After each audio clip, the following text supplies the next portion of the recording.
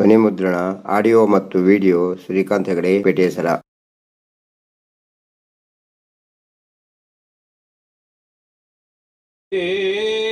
ಏಕದಂತನೇ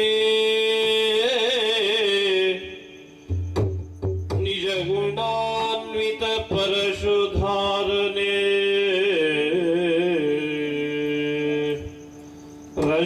ರಜತಗಿರಿಗೊಡೆಯನ ಕುಮಾರನೆ ವಿದ್ಯಾವಾರಿದೆ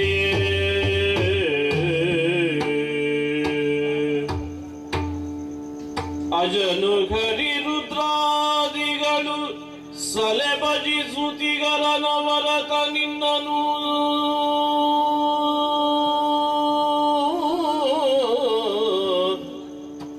ಅಜನು ಘರಿ ರುದ್ರಾದಿಗಳು ಸಲೆ ಭಜಿಸುತ್ತಿಗರ ನವರತ ನಿನ್ನನು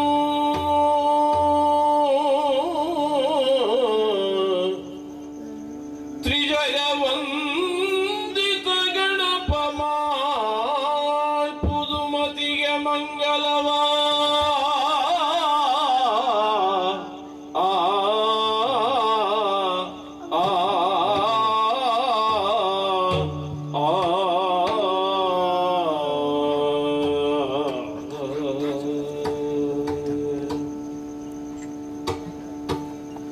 ಸುಂದರಾಂಗ ಸುಕಲಾನ್ವಿತ ಕೃತಕ ಕಿಡ ಕಿಡ ತೋಂಪು ದಿನ ಕಜಿಕುತೋ ಸುಂದರಾಂಗ ಸುಕಲಾನ್ವಿತ ಶುಭ ಚರಣ ಕಟಿ ಶೋಭಿತ ವ್ಯಾಳ ಸುವಂದನಾಭ್ಯ ಸಕ ಕೋಟಿ ಸದೃಶ ಕಿರಣ ಕಟಿ ಶೋಭಿತ ವ್ಯಾಳ ಸುವಂದನಾಭ್ಯ ಸಕ ಕೋಟಿ ಸದೃಶ ಕಿರಣ ಸದೃಶ ಕಿರಣ ಸದೃಶ ಕಿರಣ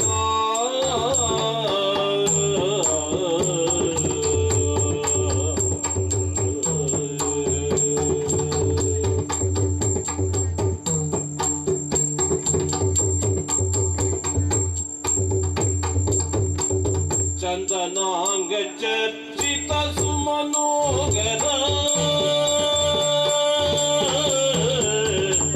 ಚಂದನಾಂಗ ಚರ್ಚಿತ ಸುಮನೋಗರ ಮಂದಗಾಸ ಮಹಿಮಾಂಬುಧಿ ಶುಭಕರ ಚಂದನಾಂಗ ಚರ್ಚಿತ ಸುಮನೋಗರ ಮಂದಗಾಸ ಮಹಿಮಾಂಬುಧಿ ಶುಭಕರ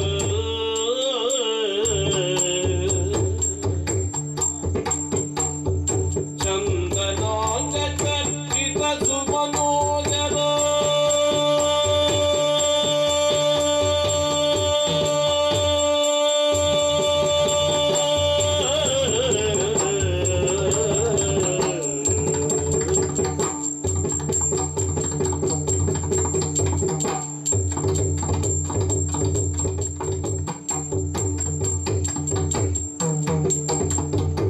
ಚಂದನಾಂಗ ಚರ್ಚಿತ ಸುಮನೋಗರ ಮಂದಗಾಸ ಮಹಿಮಾಂಬುಧಿ ಶುಭಕರ ವಾರಣ ವದನ ತ್ರೈಲೋಕ್ಯ ಸುಮೋಗನ ವಾರಣ ವದನ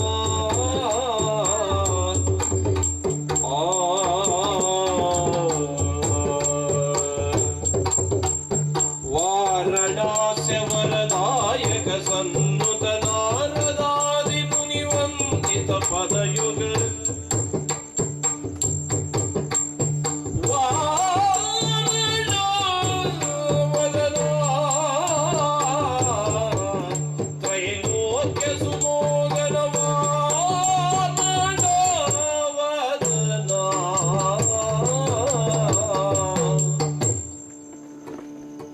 ಇಂದಿರೆಗೆ ತಲೆಬಾಗಿ ಪರಮಾನಂದ ಭಕ್ತಿಯೊಳ ಜನ ಧ್ಯಾನಿಸಿ ವಂದಿಸುವೆ ಶಾರದೆಗೆ ಶಕ್ರಾಧ್ಯಮರರಿಂಗೆರಗಿ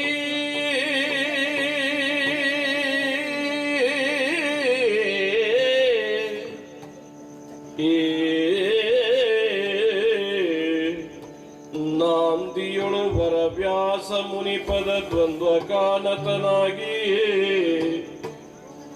ನಾಂದಿಯೊಳು ವರವ್ಯಾಸ ಮುನಿಪದ ದ್ವಂದ್ವ ಕಾನತನಾಗಿ ಕವಿಗಳ ಸಂದಣಿಗೆ ಬಲ ಬಂದು ಪೇಳುವೆ ನೀ ಕರ್ಣಾರ್ಜುನ ಎಂಬಿ ಕಥಾಮೃತವ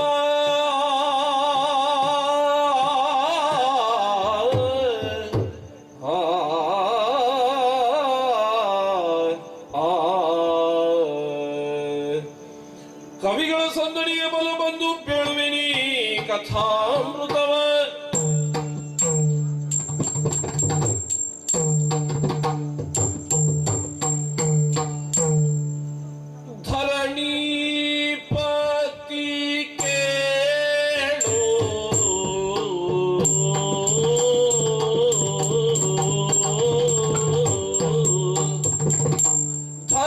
ಧರಣೀಪತಿ ಕೇಳು ಜನಮೇ ಜಯನೋ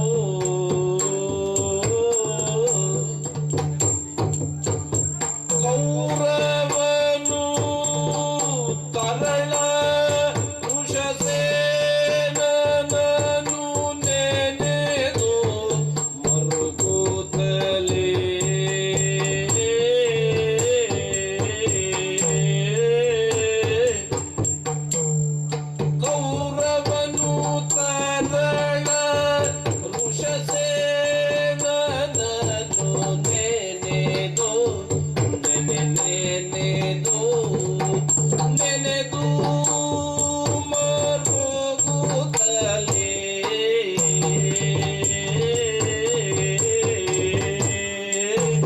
ಕರಣಿತನಯನು ತನ್ನ ಕರಳಯಲ್ಲಿಗೆ ಹೋದ ಕರಣಿತನಯನು ತನ್ನ ಕರಳಯಲ್ಲಿಗೆ ಹೋದ ಕರೆದು ತಾರೆಂದೆನ್ನ ಕೇಳಲೇನೆಂಬೆ ಕರೆದು ತಾರೆಂದೆನ್ನ ಕೇಳಲೇನೆಂಬೆ ಕೇಳಲೇನೆಂಬೆ ಏನೆಂಬೆ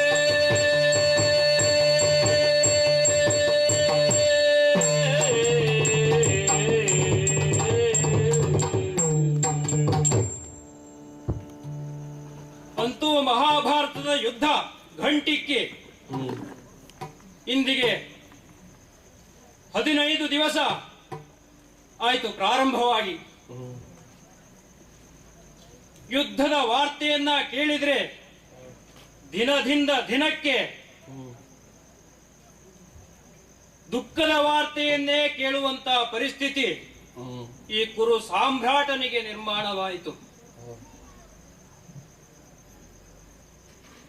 ಭೀಷ್ಮರು ಸೇನಾಧಿಪತ್ಯವನ್ನ ವಹಿಸಿಕೊಂಡು 10 ದಿನದಲ್ಲಿ ದಿನಕ್ಕೆ 10,000 ಮುಕುಟವರ್ಧನನ್ನ ಶಿರಚ್ಛೇದನವನ್ನ ಮಾಡಿ ಶರಮಂಚದಲ್ಲಿ ಹೊರಗಿದ್ರು. ಆ ನಂತರದಲ್ಲಿ ಶಾಪಾದಪಿ ಶರಾದಪಿ ಎನಿಸಿಕೊಂಡಂತ ಉಭಯ ಕೋಲ್ಗುರು ದ್ರೋಣಾಚಾರ್ಯರು ಸೇನಾಧಿಪತ್ಯವನ್ನ ವಹಿಸಿಕೊಂಡ್ರು.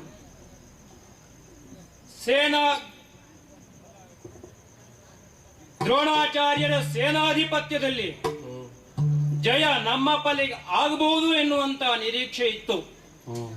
ಆದರೆ ತನ್ನ ಸುತನ ಮರಣದ ದುಃಖದಲ್ಲಿ ದ್ರೋಣಾಚಾರ್ಯರು ಸಾವನ್ನು ಅನುಭವಿಸಿದರು. ಆದರೆ ಇಂದಿನ 16ನೇ ದಿವಸದಲ್ಲಿ ಮಿತ್ರನಾದಂತ ಕರ್ಣ ಸೇನಾಧಿಪತ್ಯವನ್ನ ವಹಿಸಿಕೊಂಡ. ತರಣನ ಅವರ ಮುದ್ದಿನ ಮಗನಾದಂತ ವೀರ ವೃಷಸೇನ ಬಂದು ವೀರ ಪೌರುಷದ ನುಡಿಗಳನ್ನ ಆಡಿ ನಿಮಗೆ ಗೆಲುವನ್ನ ತಂದುಕೊಡುತ್ತೇನೆ ಎನ್ನುವಂತ ಭರವಸೆಯ ಮಾತನ್ನ ಆಡಿ ಯುದ್ಧಕ್ಕೆ ಹೋದವ ರಣರಂಗದಲ್ಲಿ ಅರ್ಜುನನ ಬಾಣಹತಿಗೆ ಧರಾಶಾಯಿಯಾಗಿದ್ದಾನೆ ಎಂಬುವಂತ ವಾರ್ತೆಯನ್ನ ಕೇಳಿದ್ದೇನೆ. ವೃಷಸೇನನ ತಂದೆಯಾದಂತ ಕರ್ಣ ಬಂದು ಕೇಳಿದ್ರೆ ಅವನಿಗೆ ಏನು ಉತ್ತರವನ್ನ ಕೊಡ್ಲಿ, ಏನು ಮಾತಾಡ್ಲಿ ಎನ್ನುವಂತ ದುಃಖದಲ್ಲಿ ಇದ್ದೇನೆ. ಇನ್ನೇನು ಕರ್ಣ ನನ್ನ ಬಳಿಗೆ ಆಗಮಿಸಬಹುದು.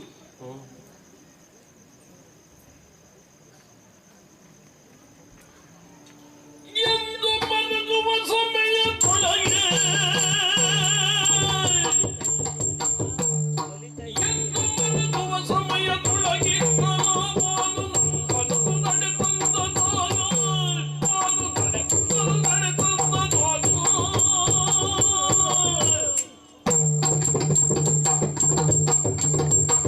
ಕುರುಕ್ಷೇತ್ರ ಯುದ್ಧ 16ನೆಯ ದಿವಸವನ್ನು ಉತ್ತರಿಸಿ 17ನೆಯ ದಿನಕ್ಕೆ ಕಾಲಿರಿಸಿದೆ. ಈ 17ನೆಯ ದಿನಕ್ಕೆ ಯುದ್ಧ ಕಾಲಿರಿಸಿದ ಕ್ಷಣಕ್ಕೆ ಮಹಾರಥಿಯಾದಂತಹ ನಾನು ಸೇನಾಧಿಪತ್ಯವನ್ನು ವಹಿಸಿಕೊಂಡಿದ್ದೇನೆ. ಸೇನಾಧಿಪತ್ಯವನ್ನು ವಹಿಸಿಕೊಂಡಂತಹ ನಾನು ಸಹಜವಾಗಿಯೇ ದುಃಖಾಕ್ರಾಂತನಾಗಿರುವಂತಹ ಕೌರವೇಶ್ವರನನ್ನು ಸಮಾಧಾನಪಡಿಸುವುದು ನನ್ನ ಕರ್ತವ್ಯವಾಗಿದೆ. ಬಿಡಾರದಲ್ಲಿ ತನ್ನ ಎಲ್ಲರನ್ನೂ ಕಳೆದುಕೊಂಡಂತಹ ದುಃಖದ ಹಾಸನ್ನೇ ಹೊತ್ತುಕೊಂಡು ಕುಳಿತಿರುವಂತಹ ಕೌರವೇಶ್ವರನನ್ನು ಇಂದು ನಾ ಸಮಾಧಾನಪಡಿಸಬೇಕು. ಅವನ ಮಿತ್ರನಾಗಿಯೂ ಮತ್ತು ಸೇನಾಧಿಪತಿಯಾಗಿಯೂ ಈ ಕಾರ್ಯವನ್ನು ನಾನು ಮಾಡಲೇಬೇಕಾಗಿದೆ. ಆದ್ದರಿಂದ ಕೌರವೇಶ್ವರನಿರುವಂತಹ ಬಿಡದಿಗೆ ನಾನು ಹೋಗುತ್ತೇನಂತೆ.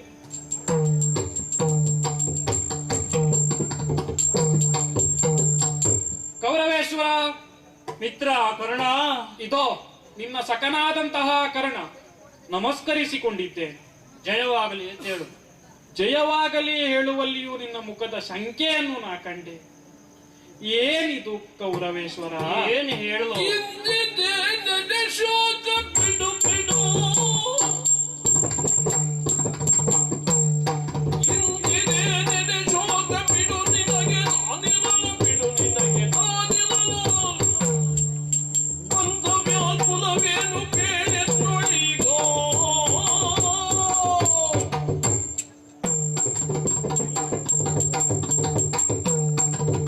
ಕೌರವೇಶ್ವರ, ಇದೋ ನಿನ್ನ ಪ್ರಿಯ ಸಖನಾಗಿರುವಂತಹ ಕರ್ಣ ನಾನಿಲ್ಲಿದ್ದೇನೆ. ಇಂದಿದೇಕೆ ಚಿಂತೆ? ಯಾಕಾಗಿ ಚಿಂತೆಯನ್ನು ಮಾಡ್ತಾ ಕುಳಿತಿದ್ದೀಯ? ನನ್ನಲ್ಲಿ ಒಂದು ಮಾತನ್ನು ರುಹಬಾರದೆ. ಕರ್ಣ, ನನಗಿಂತಹ ಚಿಂತೆ ಉಂಟು, ಪರಿಹರಿಸುವಂತ ಒಂದು ಮಾತನಾಡಬಾರದೆ. ನೀ ಒಂದು ವೇಳೆ ನಿನ್ನ ಚಿಂತೆಯನ್ನು ನನ್ನೆದುರು ಹೇಳಿಕೊಂಡೆ ಅಂತಾದ್ರೆ ನನ್ನ ಮಗನಂತವನನ್ನಾದ್ರೂ ಬಲಿ ಕೊಟ್ಟು ನಿನ್ನೆ ಚಿಂತೆಯನ್ನು ನಿವಾರಿಸಿ ಹೇಳು ಕೌರವೇಶ್ವರ, ಯಾಕಾಗಿ ಚಿಂತೆ? ಇಂದು ಮುಂಜಾನೆ ನಡೆದಂತ ಘಟನೆ ಏನು? ಪೇಳುವರೆ ಬಯದಿ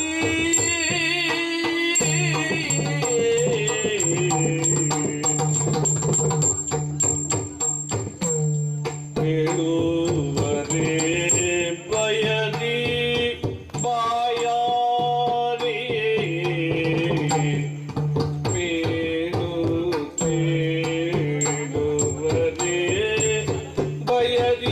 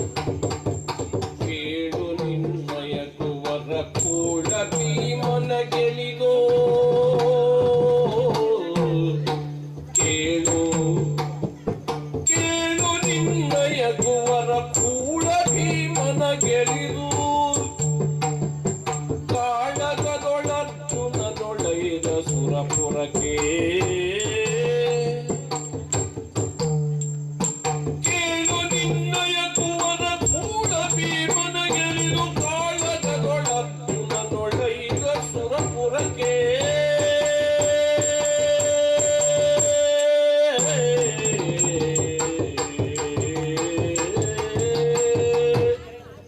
ಇಂದು ನಿನ್ನ ಕುವರನಾದಂತ ವೃಷಸೇನ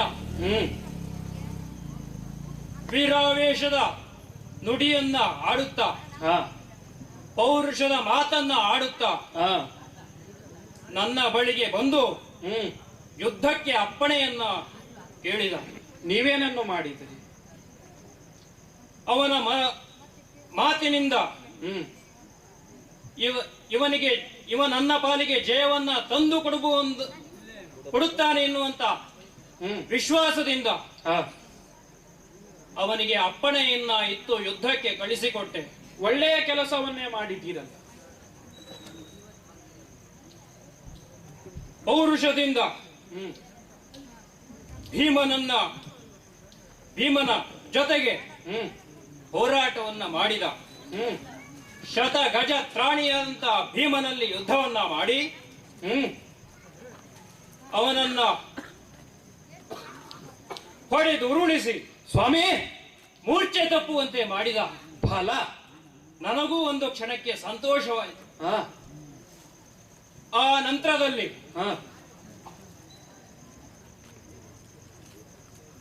ನಿನ್ನ ಬದ್ಧ ವೈರಿಯಾದಂತ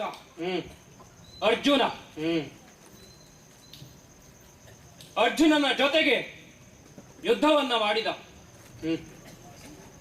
ಯುದ್ಧವನ್ನ ಮಾಡುವಂತ ಸಂದರ್ಭದಲ್ಲಿ ಅರ್ಜುನನ ಬಾಣಕ್ಕೆ ಹತಿಯಾಗಿ ವೀರ ಸ್ವರ್ಗವನ್ನ ತಪ್ಪಿದ. ಸ್ವಾಮಿ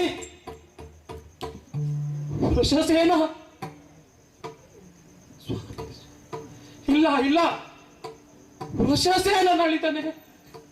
ಸುಖಗೆ ಮರಣವಗೈದ ಪಾರ್ಥನ ಓಲೆಯ ಕಳಿವೆ ಪಾರ್ಥನವೋ ಸತಿಯ ಓಲೆವೆ ಕಳವೆ ನೋಡೆಂದ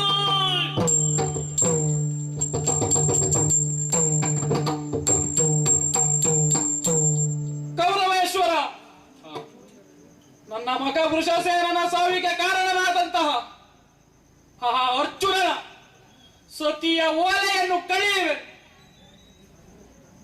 ಇಂದು ಸೂರ್ಯ ಮೂಡುವುದರೊಳಗಾಗಿ ಒಂದು ಅರ್ಜುನ ಈ ಪ್ರಪಂಚವನ್ನು ನೋಡ್ತಾನೆ. ಅದಿಲ್ಲದೆ ಹೋದರೆ ನಾನು ಪ್ರಪಂಚವನ್ನು ನೋಡುತ್ತೇನೆ. ಇಂದು ಹೊರಟ ಕರ್ಣ ಅರ್ಜುನನನ್ನು ಕೊಂದದೇ ಹೊರತು ನಿನಗೆ ಮುಖ ತೋರಿಸುವುದಿಲ್ಲ. ಕೊಡು ಅಪ್ಪಣೆ ಕೌರವ, ಕೊಡು. ಹೋಗಿ ಬಾ. ಶಲ್ಯ ಎಂಗತಿ ಮಹಾ ಚಿಂತೆಯಲಿ ಪೊರಟನು ನೃಪ ಸಭಾಲಯವಾ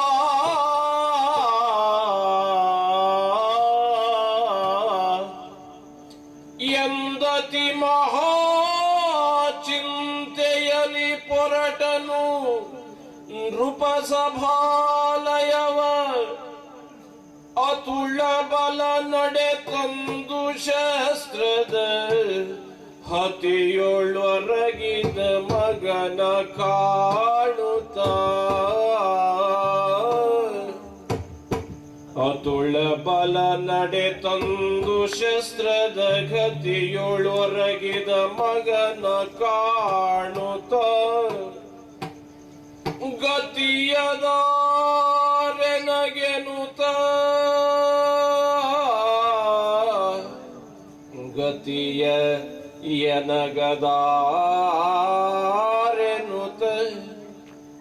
ಮಮ್ಮಲ ಮರುಗಿದನು ಕರ್ಣ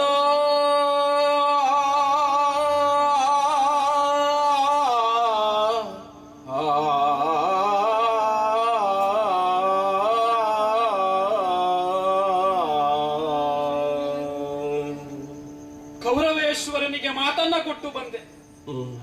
ಇಂದಿನ ದಿನ ಪಶ್ಚಿಮಾಂಬುದಿಯಳು ಸೂರ್ಯ ಮುಳುಗುವುದರ ಒಳಗಾಗಿ ಪಾರ್ಥನ ತಲೆಯನ್ನು ತರಿಯುತ್ತೇನೆ ಎನ್ನುವ ಹಾಗೆ. ಆದರೆ ರಣರಂಗಕ್ಕೆ ಕರ್ಣ ಬಂದಂತಹ ವೇಳೆಗೆ ಅದಾವುದೋ ಪಾಶ ನನ್ನನ್ನು ಬಿಗಿದು, ಇತ್ತ ಬಾ ಕರ್ಣ, ಇತ್ತ ಬಾ, ನಿನ್ನದೊಂದು ಕರ್ತವ್ಯ ಬಾಕಿ ಇದೆ ಎನ್ನುವ ಹಾಗೆ ನನ್ನನ್ನು ಕರೀತಾ ಉಂಟು. ನೋಡಿದರೆ ಪುತ್ರ ವಾತ್ಸಲ್ಯವೆಂಬುವಂತಹ ಪಾಶ ಇದು. ಹೇಳ್ತಾ ಉಂಟು, ಮನಸ್ಸು ಹೇಳ್ತಾ ಉಂಟು, ಕರ್ಣ ನಿನ್ನ ಮಗ ರಣದಲ್ಲಿ ಪಾರ್ಥನ ಶರಕ್ಕೆ ಮೈಯನ್ನು ಒಟ್ಟಿ ಬಿದ್ದಿದ್ದಾನೆ, ಅವನನ್ನು ನೋಡಿ ಬಾ ಎನ್ನುವ ಹಾಗೆ ರಣರಂಗಕ್ಕೆ ಬಂದಿದ್ದೇನೆ.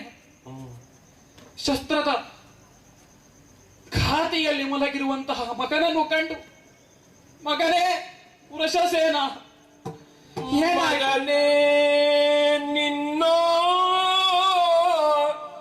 ಪೋಲ್ವ ಯಾರೀ,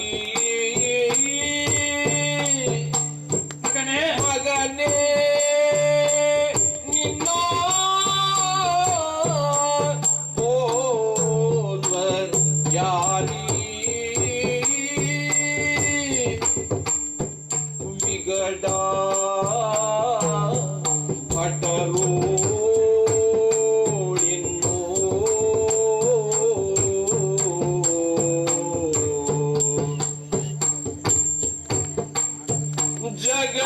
ಜಗದೋಳು ನಿನ್ನಂಥ ಸುಗುಣ ಚಲುವ ಕುವರ ಇಗರೇ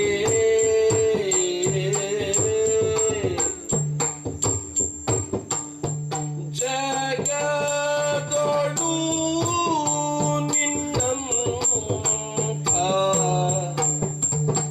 ಚಲುವ ಸುಗುಣ ಕುವರ ಇಗರೇ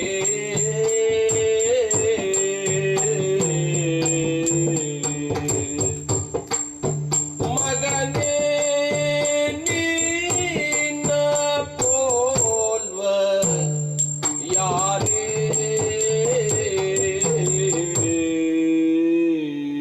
ಮಗನೇ ಮಗನೇ ವೃಷಸೇನ, ನಿಮ್ಮ ಅಪ್ಪಯ್ಯ ಬಂದಿದ್ದೇನಪ್ಪ. ಏಳು, ಎದ್ದೇಳು, ಯಾಕೆ ಹೊರಗೆ ಬಿದ್ದಿದ್ದಿ ಇಲ್ಲಿ? ಪಾರ್ಥನ ಬಾಣಕ್ಕೆ ತುತ್ತಾದೆಯ ಮಗನೇ, ಏಳು, ನಿನ್ನಪ್ಪ ಕರುಣ ಬಂದಿದ್ದೇನೆ, ಏಳು ಮಗನೇ. ಇಲ್ಲ ಇಲ್ಲ, ಹೇಳಲಾರ ಹೇಳಲಾರ ವೃಷಸೇನ. ಮಗನೇ ಎಷ್ಟು ಚಂದ ನೀನು, ನಿನ್ನಂತಹ ಸುಗುಣರು ಯಾರೂ ಇಲ್ಲ ಪ್ರಪಂಚದಲ್ಲಿ. ಒಬ್ಬ ಮಗನಾಗಿ ತಂದೆಗೆ ಯಾವ ಕರ್ತವ್ಯವನ್ನು ಮಾಡಬೇಕಿತ್ತು ಅದನ್ನು ನೀ ಮಾಡದೆ, ತಂದೆ ಮಗನ ಸಾವನ್ನು ಕಾಣುವ ಹಾಗಾಗಿ ಹೋಯ್ತಲ್ಲ ಮಗನ. ನನ್ನ ತೋಳಿನ ಅಪ್ಪುಗೆಯಲ್ಲಿ ಬಂಧಿತವಾಗಿ ಮುತ್ತಾಡಬೇಕಿದ್ದಂತಹ ಮಗನನ್ನು ಇಂದಿನ ದಿನ ರಣಕಣದಲ್ಲಿ ಸತ್ತು ಬಿದ್ದಂತಹ ಮಗನನ್ನು ಅಪ್ಪಿಕೊಂಡು ಎದ್ದೇಳು ಎನ್ನುವ ಹಾಗೆ ಕೋಳಿಡುವ ಕರಡನನ್ನು ಕಂಡೆನಲ್ಲ. ಛೆ, ಛೆ. ಮಗನೇ, ಅಪ್ಪನಾಗಿ ಯಾವ ವಾತ್ಸಲ್ಯವನ್ನು ನಾನು ನಿನಗೆ ತೋರಬೇಕಿತ್ತು ಅದನ್ನು ನಾನು ತೋರದೆ ಹೋದೆನಲ್ಲ. ಈ ಕಾಲದಲ್ಲಿ ವೃಷಸೇನಾಕ್ಕೆ ನಳಿದ ವೀರ ಋಷಸೇನಾಕ್ಯ ಅಳಿದನೆ ತೀರಿದೆ ತನ್ನೂರು ಪರಾಕ್ರಮ. ಇಲ್ಲ, ಸೂರ್ಯ ಹೋದುದೆ ಸಮರ ಪಾರ್ಥಗೆ ಶಿವ ಶಿವ ಎನ್ನುತ್ತ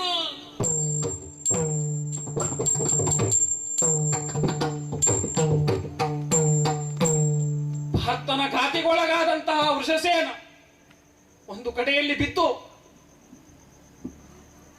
ಅವನನ್ನು ನೋಡುವ ಕಣ್ಣು ನನ್ನದು ಬದಲಾಗಬೇಕಾಗಿದೆ. ಇಂದಿನ ಕಾಲಕ್ಕೆ ಕೌರವೇಶ್ವರನಿಗೆ ಮಾತನ್ನ ಕೊಟ್ಟಿದ್ದೇನೆ, ಪಾರ್ಥನ ತಲೆಯನ್ನು ತರೀತೇನೆ ಎನ್ನುವ ಹಾಗೆ.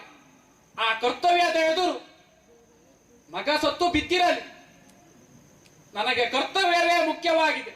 ಆದ ಕಾರಣದಿಂದ ಪಾರ್ಥನಿಗೇನು ರಣರಂಗ ಮಾರಿ ಹೋಗಿರುವುದಲ್ಲ, ಅವನನ್ನು ವಿಜಯಲಕ್ಷ್ಮಿಯಿಂದ ಅವನ ಕೈಯಿಂದ ಎಳೆಸೆಳೆದುಕೊಂಡು ನನ್ನ ಮುಡಿಗೇರಿಸಿಕೊಳ್ಳಬೇಕಾಗಿದೆ. ಆದ್ದರಿಂದ ಶಲ್ಯ, ಕರ್ಣ, ನನ್ನ ರಥದ ವಾಗೆಯನ್ನು ಹಿಡಿದು ನೇರವಾಗಿ ಅರ್ಜುನ ಇದ್ದಲ್ಲಿಗೆ ನಡೆಸು. ಆಗಲಿ, ಹಾಗೆ ಆಗಲಿ.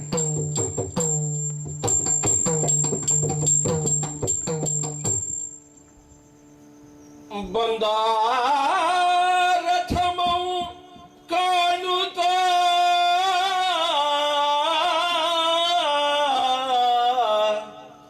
ಬಂದ ರಥಮೌ ಕಾಣುತ್ತ ಮುಂದರಿಯುತ ಸಮ್ಮುಖದೊಳು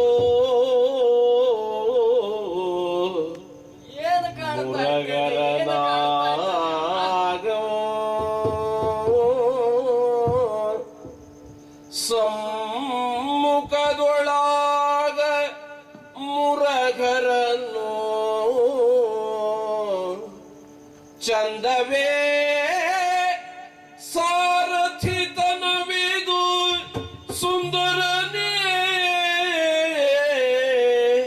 ಚಂದವೇ ಸಾರಥಿತನವಿದು ಸುಂದರನೇ ಎನ್ನುತ್ತ ಶಲ್ಯ ನೋಳ್ಜರೆಯುತ್ತಿಂತೆಂದನು.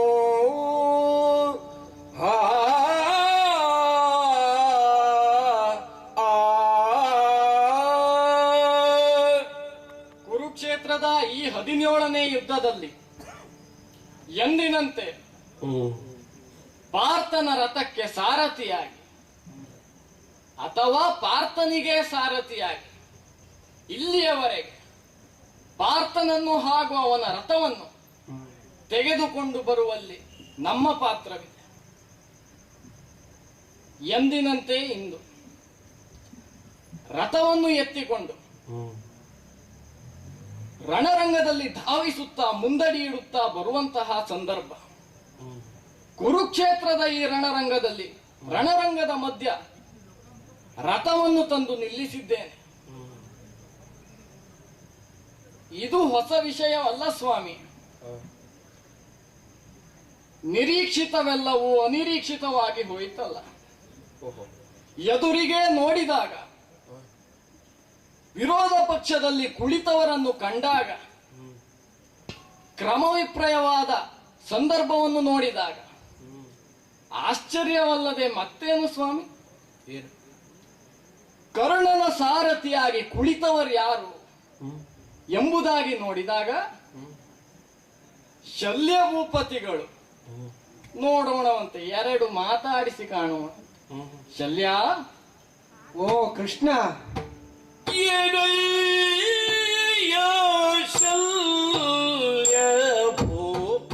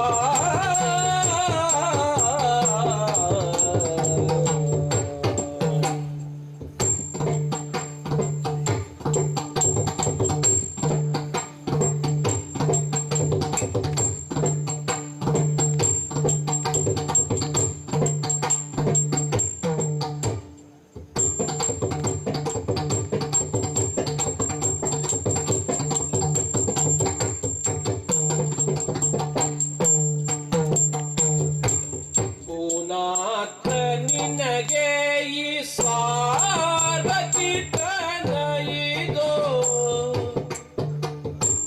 ಭೂನಾಥ ನಿನಗೆ ಈ ಸಾರಥಿ ತನಯಿದೋ ಹೀನ ವೃತ್ತಿಗಳೇ ಕೈಯ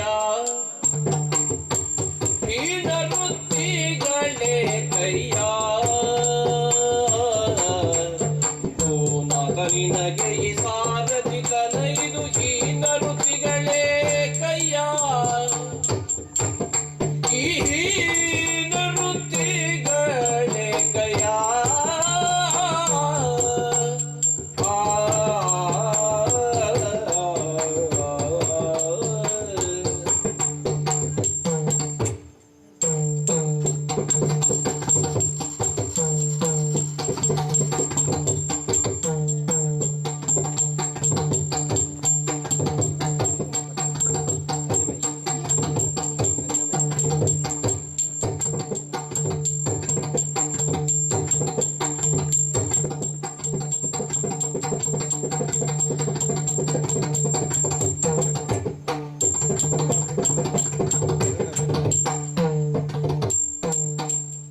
ಏನಯ್ಯ ಶಲ್ಯ ಭೂಪ ನಿನಂಗವಿದೆ ನಯ ಮದನ ರೂಪ ಶಲ್ಯಭೂಪ ಕೃಷ್ಣ ನಮಸ್ಕಾರಗಳಯ್ಯ. ಪ್ರತಿ ನಮಸ್ಕಾರ. ಹಾಗೆ ನಮಸ್ಕಾರಕ್ಕೆ ತಿರಸ್ಕಾರ ಒಂದು ಹೇಳಲಿಲ್ಲವಲ್ಲ. ನಿನಗೆ ಹೇಳಲಿಕ್ಕಾಗ್ತದ ಅದನ್ನ? ಯಾರಿಗೆ ಹೇಳ್ತೀಯ? ಮೊದಲಾಗಿ ಪಕ್ಷವನ್ನು ಬದಲಾಯಿಸಿದ್ದೀಯ ನೀನು. ಯಾರನ್ನು ನಂಬಬೇಕು ಯಾರನ್ನು ಬಿಡಬೇಕು ಎನ್ನುವಂತಹ ವಿಚಾರ ಗೊತ್ತಾಗುತ್ತಿಲ್ಲ. ಅಲ್ಲದೆ ಏನಯ್ಯ ಶಲ್ಯ, ಯಾಕೆ?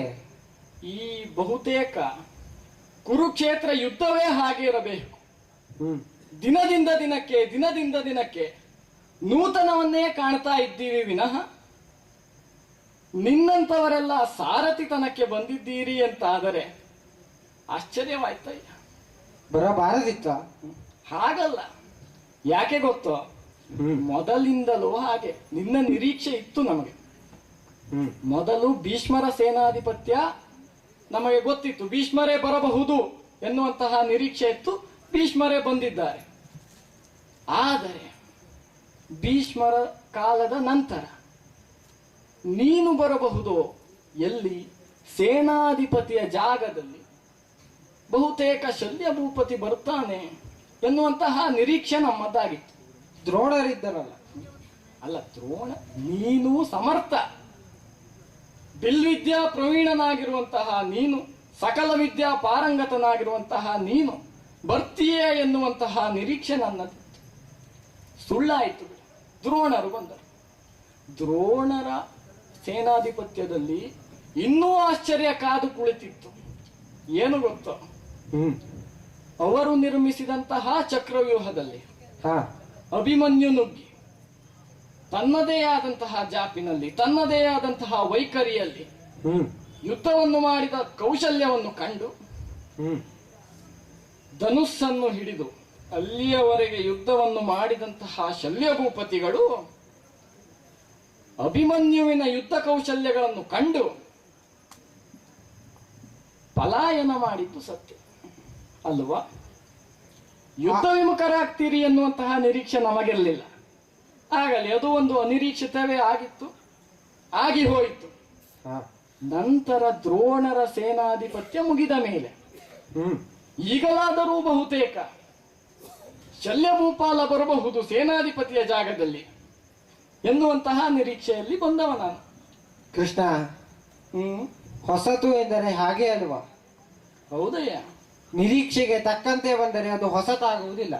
ಅನಿರೀಕ್ಷಿತವಾಗಿಯೇ ಇರಬೇಕು ಹೊಸತು ಎಂಬುದು. ಹಾಗೆ. ಹೌದು. ಆದ್ದರಿಂದ ಅನಿರೀಕ್ಷಿತವಾಗಿ ಹೀಗೆ ಬಂದದ್ದು.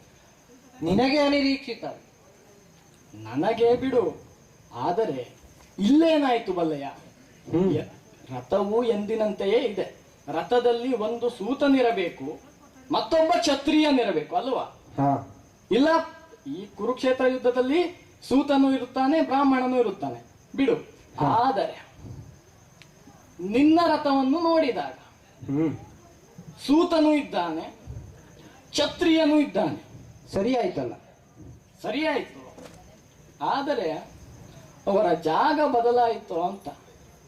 ಹ್ಮ್ ಯಾಕೆಂದರೆ ಸೂತ ಕೂರುವ ಜಾಗದಲ್ಲಿ ಕ್ಷತ್ರಿಯ ಕುಳಿತಿದ್ದಾನೆ, ಹ್ಮ್ ಕ್ಷತ್ರಿಯ ಕೂರುವ ಜಾಗದಲ್ಲಿ ಸೂತ ಕುಳಿತಿದ್ದಾನೆ. ಕರ್ಣರನ್ನ ಸೂತ ಅಂತ ಹೇಳಿದ್ದ ನೀನು. ಅಲ್ಲವಾ ಮತ್ತೆ ಅಧಿರಥ ಸಾಕಿದ ಕಾರಣದಿಂದ ಅವನನ್ನು ಸೂತ ಎಂದೇ ಹೇಳಬೇಕಲ್ವೋ?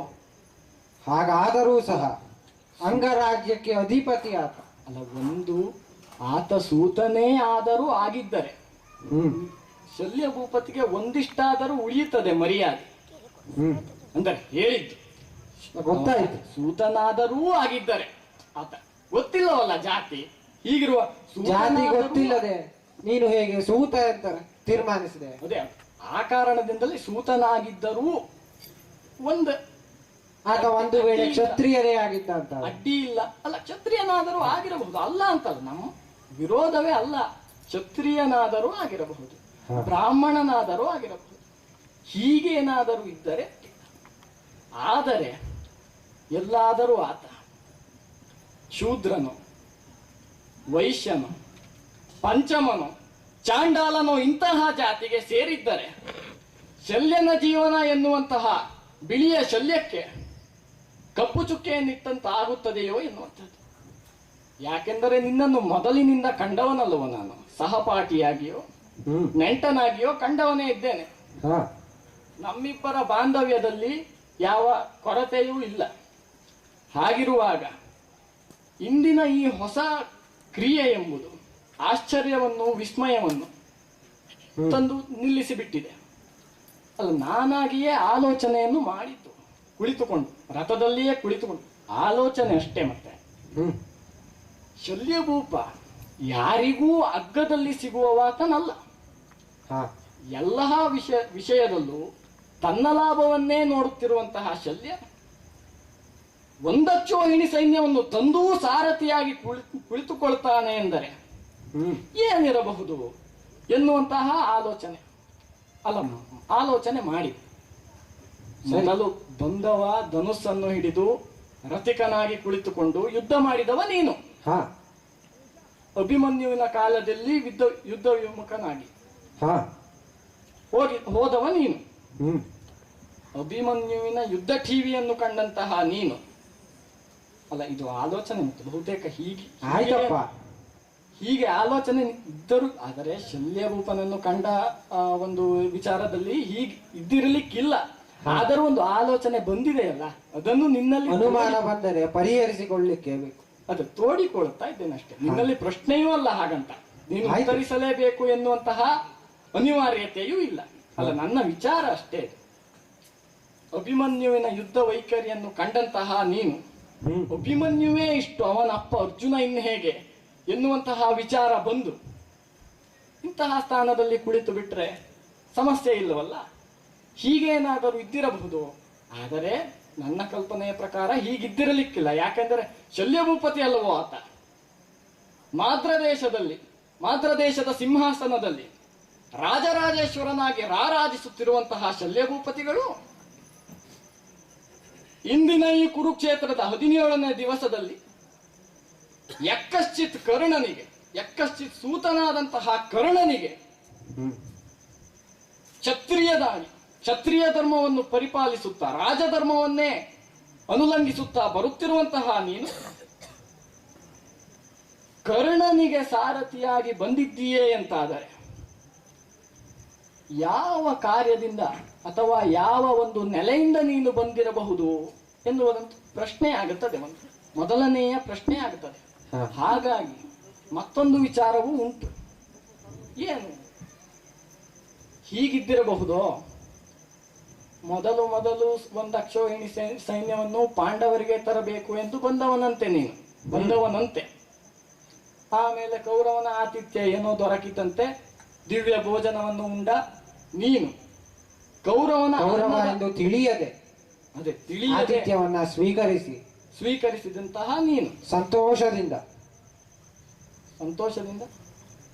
ಇದನ್ನ ಮಾಡಿದವರು ಏನು ಕೇಳಿದರೂ ಕೊಡ್ತೇನೆ ಎನ್ನುವಂಥದ್ದಾಗಿ ಮಾತನ್ನ ನೀಡಿದೆ. ನೀಡಿದೆ. ಆ ಕ್ಷಣದಲ್ಲಿ ಕೌರವ ಬಂದ. ಹ್ಮ್ ನಮ್ಮ ಪಕ್ಷಕ್ಕೆ ಬರಬೇಕು ಎನ್ನುವಂಥದ್ದಾಗಿ ಕೇಳಿದ. ಕೇಳಿ ಕೊಟ್ಟ ಮಾತಿಗೆ ಅನ್ನದ ಋಣ ಎನ್ನುವಂತಹ ವಿಚಾರಕ್ಕಾಗಿ ಮಾತನ್ನು ಕೊಟ್ಟೆ. ಹಾ ಆದರೆ ಅನ್ನದ ಋಣ ಅಷ್ಟೇ ಆಗಿದ್ದರೆ ಒಂದಕ್ಷೋಹಿಣಿ ಸೈನ್ಯವನ್ನು ಕೊಟ್ಟಂತಹ ನಿನಗೆ ಬರೀ ಅನ್ನದ ಋಣಕ್ಕಾಗಿ ನಿನ್ನನ್ನು ಹೀಗೆ ನಡೆಸಿಕೊಂಡಿರ್ಲಿಕ್ಕಿಲ್ಲ ಕೌರವ. ಅನ್ನದ ಋಣ ಅಲ್ಲ ಅಂತಾದರೆ, ಕೌರವ ಹೇಳಿದ್ದನ್ನು ಕೇಳುವುದು ಎಂತಾದರೆ ಋಣವಲ್ಲ, ಅದು ಅನ್ನದ ಗುಣ ಇರಬೇಕು. ಹೀಗೂ ಆಲೋಚನೆ ಅಷ್ಟೇ. ಕೃಷ್ಣ, ನಿನಗೆ ಉತ್ತರಿಸಬೇಕು ಎನ್ನುವಂತಹ ಅನಿವಾರ್ಯತೆಯೂ ಇಲ್ಲ. ಉತ್ತರಿಸುವ ಹಾಗೆ ನೀನು ಮಾತನಾಡ್ತಾ ಇದ್ದೀಯ. ಅಲ್ಲ, ನನ್ನ ಆಲೋಚನೆಯನ್ನು ತೋಡಿಕೊಂಡಿದ್ದಷ್ಟೇ ನಿನ್ನಲ್ಲಿ. ನಿಜವಾಗಿ ಶಲ್ಯ ಅಣಕವೂ ಅಲ್ಲ. ಶಲ್ಯ ಪದದ ಅರ್ಥ ಹ್ಮ್ ಚುಚ್ಚುವಂತದ್ದು. ಹ್ಮ್ ನಿಜವಾಗಿ ನಾನು ಚುಚ್ಚಬೇಕಿತ್ತು. ಓಹೋ. ಆದರೆ ಹ್ಮ್ ವ್ಯಕ್ತಿತ್ವ ನಿನ್ನದ್ದಾಯ್ತು ನೋಡು. ಹ್ಮ್ ಏನು ಚುಚ್ಚು ಮಾತನಾಡ್ತಾ ಇದ್ದೀಯಲ್ಲ. ಆದರೂ ಶಲ್ಯ, ಏನನ್ನೇ ಹೇಳು, ಹೇಗೆ ಬೇಕಾದರೂ ನಿನ್ನ ಕಾರ್ಯವನ್ನು ಸಮರ್ಥಿಸಿಕೊಳ್ಳು. ಆದರೆ ಸಾರಥಿಯಾಗಿ ನೀನು ಬಂದಿದ್ದೀಯೇ ಅಂತಾದರೆ ಏನಯ್ಯ ಶಲ್ಯ, ಇದು ಏನಯ್ಯ? ಆಕ್ಷೇಪ ಇದ ನಿನ್ನದು? ಹೌದಯ್ಯ. ನೀನೇನು ಮಾಡ್ತಾ ಇದ್ದೀಯ? ಕರ್ಣನ ಬಂಡೆಯನೋ ಪೈದರಿನ ತಾಳತ್ತ ಕರ್ಣನ ಬಂಡೆಯನೋ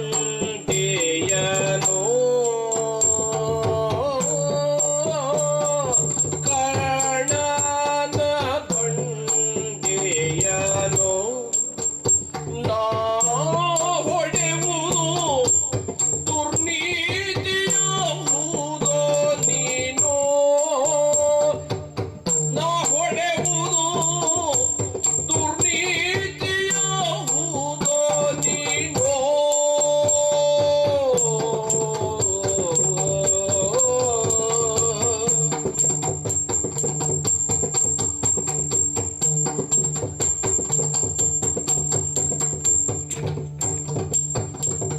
ಎನ್ನವ ಗುಣವ ನೀ ಅವಗುಣವ ಶೋಧಿಸುವಾಗ, ಎನ್ನವ ಗುಣವ ಶೋಧಿಸುವಾಗ ನರನಶ್ವವನ್ನು ನಡೆಸುವೆ ಯಾಕೆ? ಯಾಕೆ? ನರನಶ್ವವನ್ನು ನಡೆಸುವೆ ಯಾಕೆ? ಅವಗುಣವ ಶೋಧಿಸುವಾಗ ನರನಶ್ವವನ್ನು ನಡೆಸುವೆ ಯಾಕೆ? ಪರಾಕೆ ಪರಾಕೆ ಎನ್ನವ ಗುಣವ ಶೋಧಿಸುವಾಗ ನರನಶ್ವವನ್ನು ನಡೆಸುವೆ ಯಾಕೆ? ಪರಾಕೆ ಪರಾಕೆ ಆ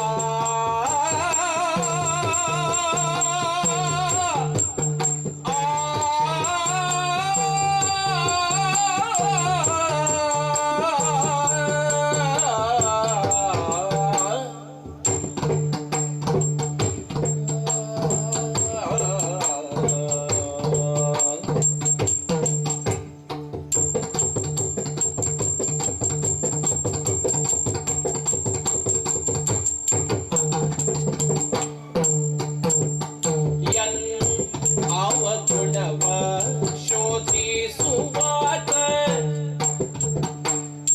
ನರನಶ್ವವನ್ನು ನಡೆಸುವೆ ಯಾಕೆ? ಸ್ವಾಮಿ, ಪರಾಕೆ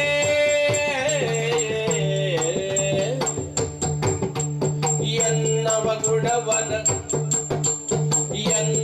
ಗುಣವ ಶೋಧಿಸುವಾಗ ನರನಶ್ವವನ್ನು ನಡೆಸುವೆ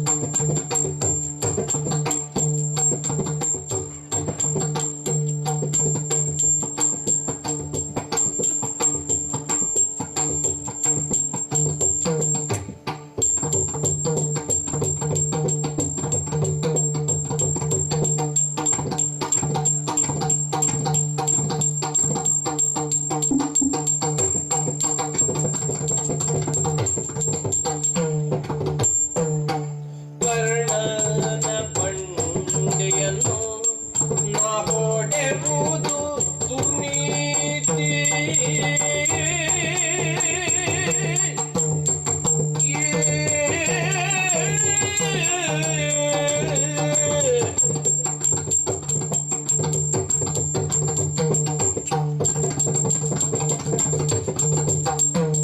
ಕರ್ಣನ ಬಂಡಿಯನ್ನು ನಾ ಹೊಡೆಯುವುದು ದುರ್ನೀತಿಯುವುದು ನೀನೋ. ಕೃಷ್ಣ, ಶಲ್ಯ, ಮಾತನಾಡುವುದನ್ನ ನಿನ್ನ ನೋಡಿ ಕಲಿಯಬೇಕು ನೋಡು. ಓಹೋ, ವಾಕ್ ಚತುರತೆ ನಿನ್ನಲ್ಲಿ ಇದೆ. ಹೌದು. ಬೆಣ್ಣೆಯಲ್ಲಿ ಕೂದಲು ತೆಗೆದ ಹಾಗೆ ಮಾತನಾಡ್ತೀಯ. ನಾವು ಬೆಣ್ಣೆಯಲ್ಲಿ ಕೂದಲು ತೆಗೆಯುವುದಲ್ಲ, ಬೆಣ್ಣೆಯನ್ನೇ ತೆಗೆಯುವ ಜನ ನಾವು. ಆದ್ದರಿಂದಲೇ ಬಾಲ್ಯದಲ್ಲಿ ಬೆಣ್ಣೆ ಕೃಷ್ಣ ಅಂತ ಹೆಸರಾದದ್ದಲ್ವ ನೀನು. ಹೌದಲ್ವ ಮತ್ತೆ. ಮಾತು ಬೆಣ್ಣೆಯಂತಿದ್ದರೂ ಸಹ ಆ ಮಾತಿನ ತೀಕ್ಷ್ಣತೆ ಮಾತ್ರ ಹರಿತವಾಗಿಯೇ ಇದೆ. ಯಾರಿಗೆ ತಾಗಬೇಕು ತಾಗಿದೆ. ಓಹೋ, ಅದಿಲ್ಲದೆ ಹೋದರೆ ಹೀಗೆಲ್ಲ ನೀ ಮಾತನಾಡ್ತಿದ್ದೀಯ. ನನಗೂ ಒಂದು ಭಾಗ್ಯವಿದೆ. ಏನಯ್ಯ ಮದನ ರೂಪ ಅಂತ ಹೇಳಿದೆಯಲ್ವಾ, ಮದನನ ತಂದೆಯ ಹತ್ತಿರ ಮದನ ರೂಪ ಎನ್ನುವಂಥದ್ದಾಗಿ ಹೇಳಿಸಿಕೊಳ್ಳುವಂತಹ ಭಾಗ್ಯ ನನ್ನದ್ದು ನೋಡು. ಇರಬಹುದಪ್ಪ, ಮದನ ರೂಪ ನಿನ್ನದಲ್ವ. ನಿನ್ನ ಮುಂದೆಲ್ಲ ನಮ್ಮ ರೂಪ ಕಾಣ್ತದ ಕೃಷ್ಣ? ಯಾಕೆ ಕಾಣಬಾರದು? ನೀನು ಎಲ್ಲರಿಗೂ ಕಾಣುವವ. ಓಹೋ, ಚೆಲುವ ನೀನು. ನಿನ್ನ ಎದುರಿಗೆಲ್ಲ ಈ ವೃದ್ಧನಾದಂತಹ ಶಲ್ಯ ಮದನ ರೂಪನಾಗಿ ಕಾಣ್ತಾನೆ ಅಂತಾದರೆ ಆಶ್ಚರ್ಯವೇ ಸರಿ. ಓಹೋ, ಮತ್ತೆ ಕೇಳ್ತಾ ಇದ್ದೀಯಲ್ಲ, ಭೂನಾಥ ನಿನಗೆ ಸಾರಥಿತನವಿದು. ಏನು ಗೊತ್ತಿಲ್ಲ ಯಾಕೆ. ನೀನು ಮಾಡ್ತಾ ಇರುವುದೇನು? ಸಾರಥಿತನವನ್ನೇ ಅಲ್ವಾ? ಹೌದಪ್ಪ, ಈ ಕುರುಕ್ಷೇತ್ರ ಯುದ್ಧದಲ್ಲಿ ಇಲ್ಲಿಯವರೆಗಾಗಿಯೂ ಸಾರಥಿತನದಲ್ಲೇ ಬಂದವ ನಾನು. ನಾನು ಮಾಡುತ್ತಿರುವುದು ಸಾರಥ್ಯವೇ, ನೀನು ಇಂದು. ಮಾಡುತ್ತಿರುವುದು ಸಾರಥ್ಯವೇ. ಇಂದು ನೀನು ಹಿಂದಿನ ಕತೆ ನಿನಗೆ ಗೊತ್ತಿಲ್ಲದಿರಬಹುದು. ಆ ಸಾರಥ್ಯವನ್ನ ನಾನು ನಿರ್ವಹಿಸಿದಂತಹ ಅನುಭವವು ನನಗಿದೆ. ನಿನಗುಂಟ? ಇದೇ ಕುರುಕ್ಷೇತ್ರ ಯುದ್ಧದಲ್ಲಿ ಮೊದಲಲ್ಲವ ನೀನು? ಹೌದಪ್ಪ. ಆದ್ದರಿಂದ ಹೇಳಿದ್ದು ಇಬ್ಬರು ಮಾಡುತ್ತಿರುವಂತಹ ಕೆಲಸ ಒಂದೇ. ನೀನು ಕುದುರೆಗಳ ವಾಘೆಗಳನ್ನ ಹಿಡಿದಿದ್ದೀಯ, ನಾನು ಹಿಡಿದಿದ್ದೇನೆ. ಹೌದು. ಚಮ್ಮಟಿಕೆಯನ್ನ ಹಿಡಿದಿದ್ದೀಯ, ನಾನು ಹಿಡಿದಿದ್ದೇನೆ. ಹೌದು. ರಥವನ್ನ ನಡೆಸ್ತಾ ಇದ್ದೀಯ, ನಾನು ನಡೆಸ್ತಾ ಇದ್ದೇನೆ. ಹೌದಪ್ಪ. ಮತ್ತೆ ನಮ್ಮಲ್ಲಿ ತಾರತಮ್ಯ ಯಾತಕ್ಕೆ? ನಿನ್ನದ್ದು ಸರಿ ಅಂತ ಆದರೆ ನನ್ನದ್ದು ಸರಿ ಆಗಬೇಕು. ಹೌದಾ? ನಿನ್ನದ್ದು ಅನೀತಿ ಆಗ್ತದೆ ಅಂತ ಆದರೆ ನನ್ನದ್ದು ಅನೀತಿ ಆಗಲಿ, ಆಕ್ಷೇಪವಿಲ್ಲ. ಆದರೆ ನೀನು ಮಾಡ್ತಾ ಇರುವುದು ತಪ್ಪು ಅಂತ ಹೇಳ್ತೀಯ ಅಂತ ಆದರೆ ಅದಕ್ಕೆ ನನ್ನ ವಿರೋಧ ಉಂಟು. ಏನದು ವಿರೋಧ? ಇದೆ. ನನ್ನನ್ನ ಜರೀತಾ ಇದ್ದೀಯಲ್ಲ ನೀನು. ಒಂದು ಕ್ಷಣ ನಾನು ಭಾವಿಸಿದೆ, ಮದನ ರೂಪ ಅಂತ ಹೇಳಿದಾಗ ನಮ್ಮ ದೇವ ನನ್ನನ್ನ ಹೊಗಳ್ತಾ ಇದ್ದಾನೆ ಎನ್ನುವಂಥದ್ದಾಗಿ.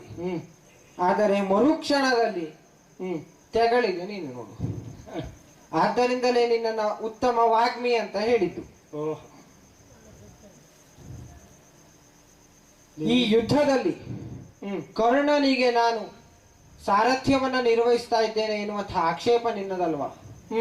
ಸೂತ ಪುತ್ರ ಎನ್ನುವಂಥದ್ದಾಗಿ ಹೇಳ್ತಾ ಇದ್ದೀಯ. ಆ ಬಗ್ಗೆ ಇನ್ನು ನಿಖರವಾದ ಉತ್ತರವಿಲ್ಲ.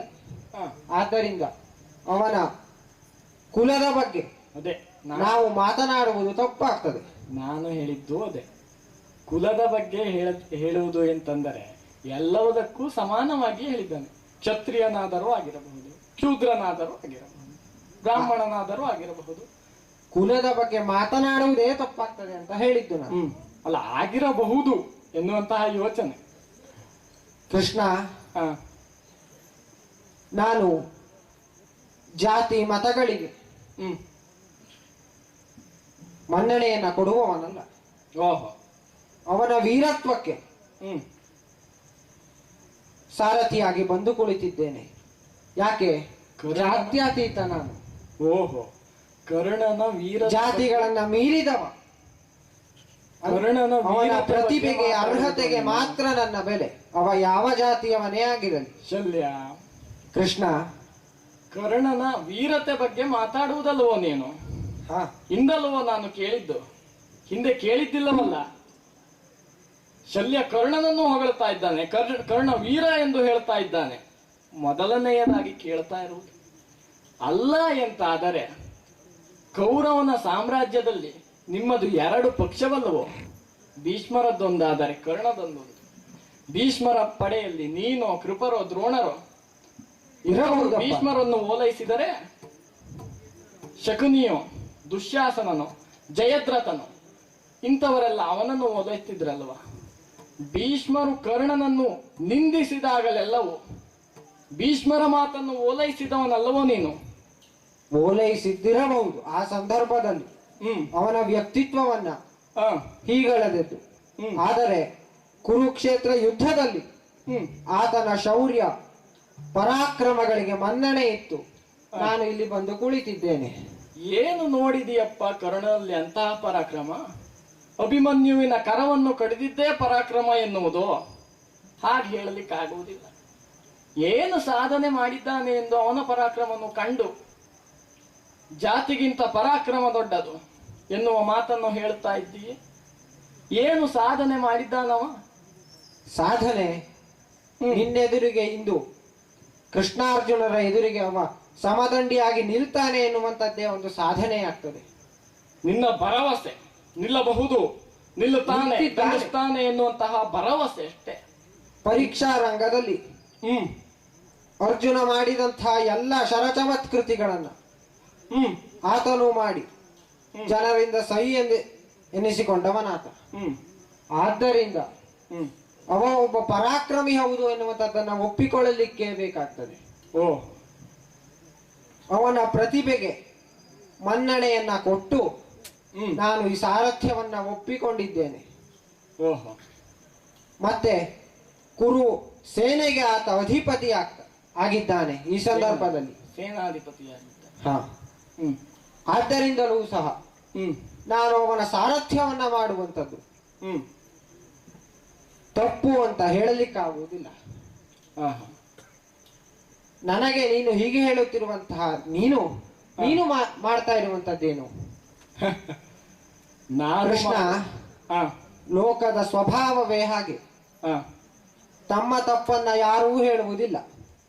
ಎದುರಿಗಿದ್ದವರ ತಪ್ಪನ್ನೇ ಎತ್ತಿ ಎತ್ತಿ ಹೇಳುತ್ತಾರೆ. ಎದುರಿಗಿದ್ದವರನ್ನೇ ಬೊಟ್ಟು ಮಾಡಿ ತೋರಿಸುತ್ತಾರೆ. ಆ ಸಂದರ್ಭದಲ್ಲಿ ಉಳಿದ 4 ಬೆರಳುಗಳು ನಮ್ಮತ್ತಲೇ ತೋರಿಸ್ತಾ ಇರ್ತವೆ. ತಪ್ಪನ್ನ ತೋರಿಸುತ್ತಿರುವಂತಹ ತಪ್ಪಿತಸ್ಥ ನೀನೇ ಎನ್ನುವಂಥದ್ದಾಗಿ. ಅಂತಹ ಜನರಲ್ಲಿ ನಮ್ಮ ಕೃಷ್ಣನೂ ಒಬ್ಬನಾಗಿ ಬಿಟ್ಟನ ಎನ್ನುವಂಥದ್ದಾಗಿ ನನಗೆ ಭಾವನೆ. ಹಾಗಲ್ಲವಯ್ಯ? ಅಲ್ಲ, ನನ್ನಲ್ಲಿ ಆಲೋಚನೆ ಅಷ್ಟೇ. ಆದಿತ್ತು, ಉತ್ತರ ಕೊಡಬೇಕು ಎನ್ನುವಂತಹ ಅನಿವಾರ್ಯತೆ ಇಲ್ಲ ಎಂಬುದಾಗಿ ಹೇಳುವುದಲ್ವೋ? ಆದರೆ ಶಲ್ಯ, ನೀನು ಹೇಳಿದಂತಹ ಮಾತು ಸರಿಯಾಗಿದೆ. ಸಾರಥಿಯಾಗಿ ನಾನು ನಿನ್ನ ಸ್ಥಾನವನ್ನು ನಿಂದಿಸಲಾರ ಎನ್ನುವಂತಹದ್ದು ನಿನ್ನ ವೃತ್ತಿ ಅಲ್ಲ. ನಿಂದಿಸಲಿಕ್ಕೆ ಸಾರಥಿ ಹೀನ ವೃತ್ತಿ ಎಂದು ಹೇಳಲೇ ಇಲ್ಲ. ಒಬ್ಬ ಮಹಾರಥಿಯಾದವ ಹಾಗಂತ ಕರ್ಣನ ರಥಕ್ಕೆ ಸಾರಥಿ ಆಗಿರುವುದು ಹೀನ ವೃತ್ತಿ ಎಂದು ಹೇಳುದು. ಅದಕ್ಕೆ ಸ್ಪಷ್ಟೀಕರಣವನ್ನ ಕೊಟ್ಟಿದ್ದೇನೆ. ಸಾರಥಿ ಆಗುವುದು ತಪ್ಪಲ್ಲ, ಯಾವ ರಥಕ್ಕೆ ಸಾರಥಿ ಆಗುವುದು ತಪ್ಪಲ್ಲ. ಕರ್ಣನ ರಥಕ್ಕೆ ಸಾರಥಿಯಾಗಿ ಬಂದಿರುವುದು ತಪ್ಪು ಎಂಬುದಾಗಿ ನನ್ನ ಆಕ್ಷೇಪ ಅಷ್ಟೆ. ನೀನು ಪಾರ್ಥನ ರಥಕ್ಕೆ ಸಾರಥಿಯಾಗಿದ್ದೀಯ, ಆತನ ಸೇನಾಧಿಪತಿಯ ಅಲ್ವಲ್ಲ, ದೃಷ್ಟದುಮ್ನ ಸೇನಾ ನಾಯಕ. ಹೌದು. ಹಾಗಾದರೆ ನೀನು ಯಾಕೆ ಪಾರ್ಥನಿಗೆ ಸಾರಥ್ಯವನ್ನ ಮಾಡ್ತಾ ಇದ್ದೀಯ? ವ್ಯತ್ಯಾಸವನ್ನು ಕಂಡುಕೊಳ್ಳಬೇಕಯ್ಯ. ನನ್ನ ಜಾಗ ಎಂತದ್ದು, ನಿನ್ನ ಜಾಗ ಎಂತದ್ದು ಹೇಗೆ ಬರ್ತದೆಯ? ಧರ್ಮವೇನಯ್ಯ ಇದು? ಧರ್ಮವೇ ಧರ್ಮ ಅಲ್ಲ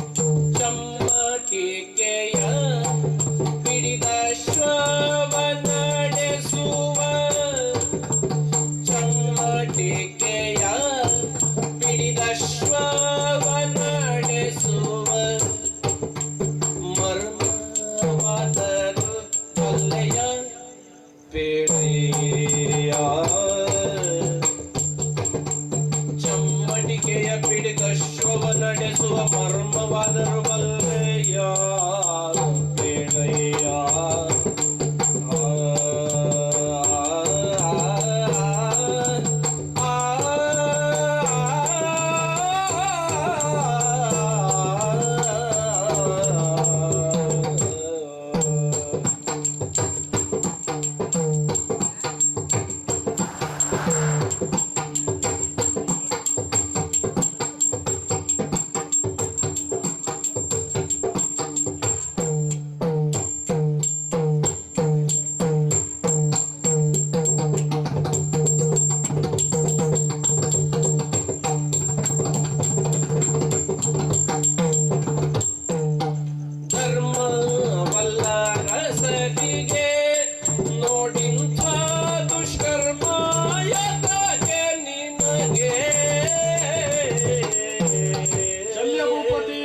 ಸ್ವಾಮಿ.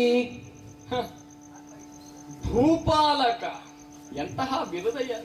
ಹಾ, ಮಾದ್ರಾಧಿಪಾಲ, ಹೌದು. ಮಾದ್ರ ದೇಶದ ಅಧಿಪತಿ, ಹಾ, ಹೀಗೆಲ್ಲ ಕೊಂಡಾಡ್ತಾರೆ ನಿನ್ನ. ಅಲ್ವಾ? ಮತ್ತೆ ನನ್ನಲ್ಲಿ ಕೇಳ್ತೀಯ ನೀನು, ನಿನ್ನ ಸ್ಥಾನವನ್ನು ನೋಡಿಕೊಂಡು ನನ್ನ ಸ್ಥಾನದ ಬಗ್ಗೆ ಮಾತಾಡಬೇಕು ಎಂದು. ಒಪ್ಪಿಕೊಳ್ಳುತ್ತೇನೆ. ಅರ್ಜುನನ ರಥಕ್ಕೆ ಸಾರಥಿಯಾಗಿಯೇ ಬಂದವ ನಾನು. ಚಕ್ರವನ್ನು ಹಿಡಿಯುವುದಿಲ್ಲ ಎನ್ನುವಂತಹ ಮಾತನ್ನು ಕೊಟ್ಟಿದ್ದೇನೆ. ಆದರೂ ಚಕ್ರವನ್ನ ಧರಿಸಿದ್ದೀಯಲ್ಲವೇ? ಧರಿಸಿದ್ದೇನೆ ಹೊರತಾಗಿ ಪ್ರಯೋಗಿಸಲಿಲ್ಲವಲ್ಲ. ಆ ಅರ್ಹತೆ, ಆ ಹಕ್ಕು ನನಗಿಲ್ಲವಲ್ಲ. ಮಾತನ್ನಿಕ್ಕಿದ್ದೀನಲ್ಲ. ಹಾಗಾಗಿ ಚಕ್ರವನ್ನು ಹಿಡಿಯುವುದಿಲ್ಲ, ಯುದ್ಧವನ್ನು ಮಾಡುವುದಿಲ್ಲ. ಹೀಗೆಲ್ಲ ಕಾರ್ಯವನ್ನು ಬಿಟ್ಟುಕೊಂಡರೆ ಯುದ್ಧವನ್ನು ನೋಡುವುದೊಂದೇ ಗತಿಯಾಗುತ್ತದೆ. ಹಾಗಾಗಿ ಸಾರಥಿತನ ಕೇಳಿದೆ. ಅರ್ಜುನನ ಸಾರಥಿಯಾಗಿ ಬಂದವ. ಮತ್ತೆ ನನ್ನ ಜಾತಿ ಯಾವುದು? ಯಾದವ ಕುಲ, ಗೊಲ್ಲ, ಗೋಪಾಲಕ ಎಂದು ನನ್ನನ್ನು ಕೊಂಡಾಡ್ತಾರೆ ಜನ. ಕೃಷ್ಣ, ಯಕ್ಕಶ್ಚಿತ್ ಗೋಪಾಲಕನಾದ ನಾನು ಭೂಪಾಲಕನಾದಂತಹ ನಿನಗೆ ಹೋಲಿಸ್ತಾ ಇದ್ದೀಯಲ್ಲೋ ಮಹಾರಾಯ. ಹೇಳ್ತೀಯ ನೀನು ಯಕ್ಕಶ್ಚಿತ್ ಗೋಪಾಲ, ಗೊಲ್ಲರ ವಂಶ ಅಂತ. ನಿನ್ನ ವಂಶದ ಮೂಲ ಯಾವುದು ಎನ್ನುವಂಥದ್ದನ್ನು ನಾನು ನಿನಗೆ ಹೇಳಬೇಕಾಗಿಲ್ಲ. ಮೂಲ ಚಂದ್ರಾನ್ವಯವೇ ಅಲ್ವಾ? ಅದರ ಕವಲುಗಳೇ ಅಲ್ವಾ ನೀವೆಲ್ಲ? ಚಕ್ರವರ್ತಿ ಪೀಠದ ವಂಶಜರೇ ನೀವು. ವಂಶಜರೇ ನಾವು, ಹೌದು. ಆದರೆ ಚಕ್ರವರ್ತಿ ಅಲ್ಲವಲ್ಲ ನಾನು. ಗೋವುಗಳನ್ನು ಕಾದಿರಿಸಿಕೊಂಡಂತಹ ಗೋಪಾಲಕನ. ನಮ್ಮಣ್ಣ ಚಕ್ರವರ್ತಿ ಆಗಿರಬಹುದು, ಸಾಮ್ರಾಟನಾಗಿರಬಹುದು, ನಾನಲ್ಲವಲ್ಲ. ಅಷ್ಟೇ ಅಲ್ಲ, ಸಾರಥಿತನ ಮಾಡುತ್ತಿರುವ ಜನ ಯಾರು? ನಾನು, ನೀನು. ಯಾರಿಗೆ? ಅರ್ಜುನನಿಗೆ ನಾನು ಮಾಡುತ್ತಾ ಇರುತ್ತ. ನೀನು ಮಾಡುತ್ತಿರುವುದು ಯಾರಿಗೆ? ಕರ್ಣನಿಗೆ. ಕರ್ಣನಿಗೆ ಅಲ್ವಾ? ಹೌದು. ಹಾಗಲ್ಲ, ಕರ್ಣನಿಗೆ. ಹೀಗಾಗುತ್ತದೆ ಅದು. ಅದ್ಯಾಕೆ ಧ್ವನಿಯಲ್ಲಿ ಏರಿಳಿತ? ವ್ಯಕ್ತಿತ್ವವೇ ಹಾಗಲ್ಲವೋ? ಲೋಕಮುಖಕ್ಕೆ ತೋರಿಸಿಕೊಟ್ಟಂತಹ ವ್ಯಕ್ತಿತ್ವ ಅದೇ ಅಲ್ಲವೋ ಅವನದು? ಎಂತೆಂತಹ ಕಾರ್ಯವನ್ನೆಲ್ಲ ಮಾಡಿ ಅವನ ವ್ಯಕ್ತಿತ್ವವನ್ನು ಲೋಕಮುಖಕ್ಕೆ ಪ್ರಕಟಿಸಿಕೊಂಡಿದ್ದೇ ಹಾಗಲ್ವ? ನಾನು ಮಾಡುತ್ತಿರುವುದು ಯಾರಿಗೆ? ಅರ್ಜುನನಿಗೆ. ಆತ ಏನು ಕಮ್ಮಿಯ ಜನವ? ಕಮ್ಮಿ ಜನ ಅಂತ ನಾವು ನಗಣ್ಯ ಮಾಡಿದ್ದೇ ಅಲ್ಲ. ನಗಣ್ಯ ಮಾಡುವುದೂ ಇಲ್ಲ. ಎಂತಹ ಜನ ಅವರು ಅಲ್ವಾ? 5 ವರ್ಷ ದೇವಲೋಕದಲ್ಲಿ ವಿದ್ಯಾಭ್ಯಾಸ ಮಾಡಿದಂತಹ ಮಹಾಪುರುಷ, ಸಜೀವನಾಗಿ 5 ವರ್ಷ ದೇವಲೋಕದಲ್ಲಿ ವಿದ್ಯಾಭ್ಯಾಸ ಮಾಡಿದಂತಹ ಏಕೈಕ ವ್ಯಕ್ತಿ ಅರ್ಜುನ. ಹರನನ್ನೇ ಸೋಲಿಸಿದಂತಹ ಮಹಾ ಸಾಧನೆಯನ್ನು ಮಾಡಿದಂತಹ ಆತನ ಸಾರಥಿಯಾಗಿ ಇರುವುದು ಒಂದು ಭಾಗ್ಯವೇ ಸರಿ ಎಂದು ನಾನು ಕಂಡುಕೊಂಡಿದ್ದೇನೆ. ಹಾಗಾಗಿ ಗೋಪಾಲಕನಿಗೂ ಭೂಪಾಲಕನಿಗೂ ತಾಳಿ ಮಾಡಲಿಕ್ಕಾಗುವುದಿಲ್ಲ. ಅರಸನಾಗಿ ನಿನ್ನ ಧರ್ಮವನ್ನು ಪಾಲಿಸಬೇಕಾಗಿತ್ತು ನೀನು. ಬಿಟ್ಟುಕೊಂಡು ಸಾರಥಿತನವೆಲ್ಲ ಯಾಕಯ್ಯ ನಿನಗೆ? 1 ಅಕ್ಷೋಹಿಣಿ ಸೈನ್ಯವನ್ನು ತಂದ ನಿನಗೆ ಇದು ಗೌರವನಿಂದ ಆಗಲಿಕ್ಕಿಲ್ಲವಲ್ಲ? ಕೇಳಬಹುದಲ್ಲ ನೀನು? ಸಾರಥಿ ಅಲ್ಲ ನೀನು, ಸೇನಾಧಿಪತಿಯಾಗುವಂತಹ ಸ್ಥಾನದಲ್ಲಿದ್ದವ ನೀನು. ಹೊರತುಪಡಿಸಿ ಸೇನಾಧಿಪತಿಗೆ ಸಾರಥಿಯಾಗಿ ಕಾಲ ಬಂದಿದ್ದೇನೆ ಕೃಷ್ಣ ಮಿಂಚಿಲ್ಲ ಎನ್ನುವ ಕೃಷ್ಣ. ಸೇನಾಧಿಪತಿ ಆಗಬಹುದು, ಮುಂದೂ ಸಹ ಆಗಬಹುದಾದರೆ ಸಾರಥಿತನವನ್ನು ಮಾಡ್ತಾ ಇದ್ದೀಯಲ್ಲ ಅಲ್ಲವಾ? ಈಗ ಮಾಡಿದ ಮಾತ್ರಕ್ಕೆ ನನ್ನ ವ್ಯಕ್ತಿತ್ವ ಕುಂದುತ್ತದ? ಕುಂದುವುದು ಒಂದು ಕಪ್ಪು ಚುಕ್ಕೆ ಎಂದು ಬೀಳುತ್ತದೆ ಅಷ್ಟೇ, ಮತ್ತೇನಲ್ಲ. ಶಲ್ಯನ ಜೀವನಕ್ಕೆ ಒಂದು ಕಪ್ಪು ಚುಕ್ಕೆ ಅಷ್ಟೇ. ಕೃಷ್ಣ, ಹ್ಮ್ ಸಾರಥಿಯಾಗಿ ನಾನು ಒಪ್ಪಿದ್ದೇನೆ, ಆ ಕರ್ಣ ಒಪ್ಪಿದ್ದಾನೆ. ಹ್ಮ್ ನಮ್ಮ ನಡುವಿನ ಒಪ್ಪಂದ. ಹ್ಮ್. ಎಲ್ಲ ನಿಮ್ಮ ನಿಮ್ಮ ಒಳಗೆ ಅಲ್ವಾ? ಮತ್ತೆ ನೀನೇನು ಹೇಳುವುದು ನನಗೆ? ಹೇಳುವುದು ಅಂತಲ್ಲ, ಹ. ಒಂದು ಬುದ್ಧಿ ಮಾತನ್ನ ಆಡುವುದಷ್ಟೇ. ನೆಂಟನಲ್ವಾ, ಸ್ನೇಹಿತನಲ್ವಾ, ಹ. ಒಟ್ಟಿಗೆ ವಿದ್ಯಾಭ್ಯಾಸ ಹೇಳಬೇಕಾದ ಮಾಡಿದವ ಸ್ಥಾನದಲ್ಲಿ ಇದ್ದವ ನೀನು. ಹೌದು. ನೆಂಟನಾಗುವುದಿಲ್ಲವ ನಾನು ಹ್ಮ್. ಅಲ್ವಾ? ಹೌದು. ಹಾಗಾಗಿ ಎರಡು ಮಾತನ್ನು ಹೇಳ್ತು. ಮತ್ತೆ ಲೋಕದ ಬಾಯನ್ನು ಕಟ್ಟಲಿಕ್ಕೆ ಆಗುತ್ತದೋ? ಹೇಳಿದ್ದು ನಾಳೆ ಹೀಗಾದೀತು ಶಲ್ಯ ಜಾಗ್ರತೆ ಎನ್ನುವಾಗ. ಒಂದು ವೇಳೆ ಹ್ಮ್ ಇದೇ ಕರ್ಣ ಹ್ಮ್ ಅರ್ಜುನನ್ನ ಸೋಲಿಸಿದ ಅಂತಾದರೆ ಹ್ಮ್ ಆಗ ಲೋಕದಲ್ಲಿ ಖ್ಯಾತಿ ಬರ್ತದೆ ಅಲ್ವಾ? ಶಲ್ಯ ಸಾರಥ್ಯದಲ್ಲಿ ಕರ್ಣ ಅರ್ಜುನನನ್ನ ಸೋಲಿಸಿದ ಎನ್ನುವಂತದ್ದಾಗಿ. ಆ ಸೂತನಾದಂತಹ ಕರ್ಣನಿಗೆ ಸೂತನಾಗಿ ಬಂದಂತಹ ಶಲ್ಯ ಅವನ ಪರಾಕ್ರಮಕ್ಕೆ ಅವರಿಬ್ಬರೂ ಸೇರಿಕೊಂಡು ಮೆಚ್ಚುಗೆಯನ್ನ ಸೂಚಿಸಬೇಕೇ ವಿನಃ ಎಲ್ಲದರಲ್ಲೂ ಅವನ ಕುಲವನ್ನ, ಇನ್ನು ನಿರ್ಧಾರವಾಗದಂತಹ ಕುಲವನ್ನ. ಸತ್ಯವಲ್ಲವೋ ಅದು? ಲೋಕಮುಖಕ್ಕೆ ಸತ್ಯವೋ ಪ್ರಕಟವಾದದ್ದೇ ಸುಳ್ಳು? ಹಾಗಲ್ಲವೋ? ಸೂತ ಎಂಬುದಾಗಿ ಸೂತನಿಗೆ ಸೂತತ್ವವನ್ನು ಮಾಡಿದಂತಹ ಶಲ್ಯ ಅವರಿಬ್ಬರು ಸೇರಿಕೊಂಡು ಅರ್ಜುನನನ್ನು ಸೋಲಿಸಿದರು ಎಂಬುದಾಗಿ ಲೋಕ ಹೇಳುವುದಿಲ್ಲ. ಕ್ಷತ್ರಿಯನಾದಂತಹ ಅರ್ಜುನನನ್ನ ಹ್ಮ್ ಸೂದನಾದಂತಹ ಕರ್ಣ ಹ ಶಲ್ಯ ಸಾರಥ್ಯದಲ್ಲಿ ಸೋಲಿಸಿದ ಅಂತಾದರೆ ಹ ಅದರ ಖ್ಯಾತಿ ಇನ್ನೆಷ್ಟು ಹೆಚ್ಚಬಹುದು ಅನ್ನೋದನ್ನ ಯೋಚಿಸು ನೀನು. ಹೌದಪ್ಪ, ಹೀಗೆ ಹೇಳಬಹುದು ಲೋಕ ಅಲ್ವಾ? ಹೌದು. ಕೇವಲ ಒಂದೇ ತರನಾಗಿ ಯೋಚಿಸಬೇಕಾಗಿಲ್ಲ. ಕ್ಷತ್ರಿಯನಾದಂತಹ ಅರ್ಜುನನನ್ನು ಸೂತನಿಗೆ ಸೂತನಾಗಿ ಬಂದಂತಹ ಶಲ್ಯ ಅವರಿಬ್ಬರು ಸೇರಿಕೊಂಡು ಸೋಲಿಸಿದರು. ಎಂತಹ ವಿಚಾರವಲ್ಲವೋ? ಎಂತಹ ಸಾಧನೆ ಅಲ್ಲವೋ? ಸಾಧನೆಯೇ ಆಗ್ತದೆ. ನಿನ್ನ ಧರ್ಮ ಎಲ್ಲಿ ಹೋಗುತ್ತದೆ ಎಂಬುದನ್ನು ಯೋಚಿಸಿದ್ದೀಯೋ? ಕೃಷ್ಣ, ರಾಜನಾಗಿ, ಮಾದ್ರ ದೇಶದ ರಾಜನಾಗಿ ನೀನು ಸಾರಥಿತನವನ್ನು ಮಾಡಿಕೊಂಡು ಶಲ್ಯ ಸಾರಥ್ಯದಲ್ಲಿ ವಿಜಯವಾಯಿತು ಎನ್ನುವುದು ನಿನಗೆ ಸಂತೋಷದ ವಿಚಾರವಾಗುತ್ತದೆಯೋ? ಒಂದಕ್ಷೋಹಿಣಿಯನ್ನು ತಂದುಕೊಂಡು ಸಾರಥಿತನವನ್ನು ಮಾಡಿಕೊಂಡು ಶಲ್ಯ ಸಾರಥ್ಯದಲ್ಲಿ ಜಯ ಬಂದಿತು ಎಂಬುದು ನಿನಗೆ ಸಂತೋಷವಾಗುತ್ತದೆ ಅಂತಾದರೆ ಆಶ್ಚರ್ಯವೇ ಸರಿಯಯ್ಯ. ಈ ಕುರುಕ್ಷೇತ್ರ ಎಂಬುದು ಯಾರ್ಯಾರನ್ನೆಲ್ಲ ಹೇಗೆ ಹೇಗೆ ಮಾಡಿಬಿಟ್ಟಿತ್ತು ಅಲ್ಲವಾ? ಸ್ನೇಹಿತರಾಗಿದ್ದಾಗ ಎಂತೆಂತಹ ಮಾತನ್ನು ಹೇಳುತ್ತಿದ್ದೆ. ರಾಜನಾಗಿ ಹೀಗಿರುತ್ತೇನೆ, ರಾಜನಾಗಿ ಹಾಗಿರ್ತೇನೆ, ನನ್ನ ಧರ್ಮ ಹೀಗಿರುತ್ತದೆ, ರಾಜನಾಗಿ ರಾಜಧರ್ಮವನ್ನು ಹೀಗೆ ಪರಿಪಾಲಿಸ್ತೇನೆ. ನನ್ನ ಧರ್ಮವನ್ನ ನಾನು ಯಾವಾಗಲೂ ಬಿಟ್ಟಿಲ್ಲ, ಪರಿಪಾಲಿಸುತ್ತಲೇ ಬಂದಿದ್ದೇನೆ. ಇದು ಧರ್ಮವೇನಯ್ಯ? ಹೋಗಲಿ ಬಿಡು. ಚಮ್ಮಟಿಕೆಯನ್ನು ಹಿಡಿದುಕೊಂಡು ಕುದುರೆಯನ್ನು ನಡೆಸುವಂತಹ ಮರ್ಮವನ್ನು ತಿಳಿದಿದ್ದೀಯೋ ನೀನು? ಇಷ್ಟೆಲ್ಲ ಮಾತನ್ನಾಡ್ತೀಯಲ್ಲ, ಶಲ್ಯ ಸಾರಥ್ಯದಲ್ಲಿ ವಿಜಯವಾಗುತ್ತದೆ, ಇಂತಹ ಮಾತುಗಳನ್ನು ಆಡುತ್ತಿದ್ದೀಯಲ್ಲ. ಕೃಷ್ಣ, ಸಾರಥಿತನವನ್ನು ಬಲ್ಲೆಯ ನೀನು ಶಲ್ಯ? ನಿನ್ನ ಮಹಿಮೆಯನ್ನು ನಾನು ತಿಳಿಯದೇ ಹೋದವನ ಶ್ರೀಹರಿ. ಹರಿ ನಿನ್ನ ಮಹಿಮೆಯನೋ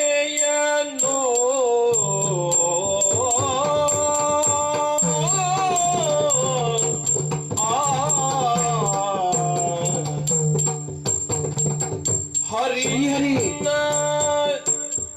ಮಹಿಮೆಯನೋ ಎಂತೊರೆವೆ ಏನು ಹೇಳಿದ? ಹರಿ ನಿನ್ನ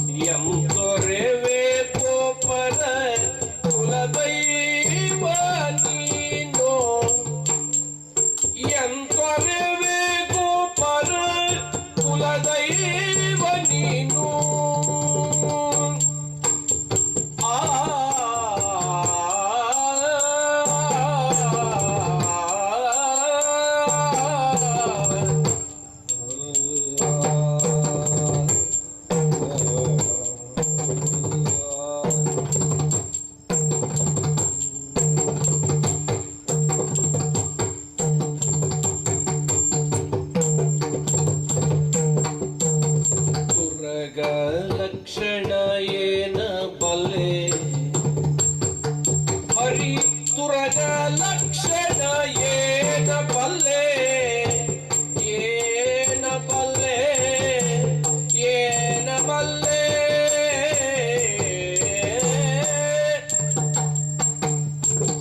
ತುರಗ ಲಕ್ಷಣ ಏನ ಬಲ್ಲೆ ಏನ ಬಲ್ಲೆ ಏನ ಬಲ್ಲೆ ಹೇಳುತ್ತಲೇ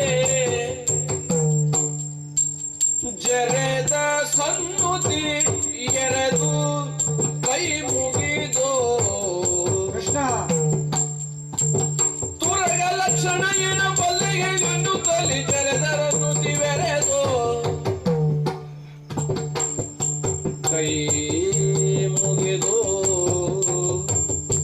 ಕೈ ಮುಗಿದು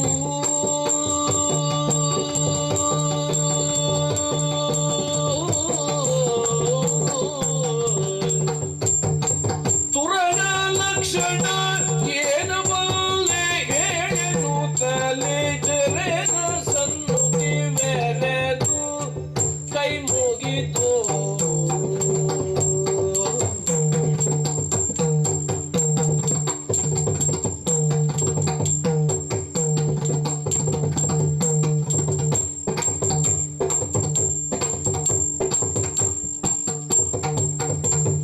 ತುರಗ ಲಕ್ಷಣ ಏನ ಬಲ್ಲೆ ಹೇಳೆನು ತಲೆ ಜರೆದ ನಾಥನನ್ನು ಸನ್ನುತಿ ಬೆರೆದು ಕೈ ಮುಗಿದು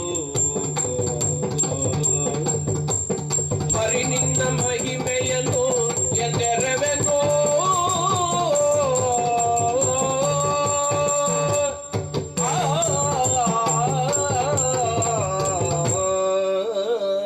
ಕೃಷ್ಣ ಶಲ್ಯ.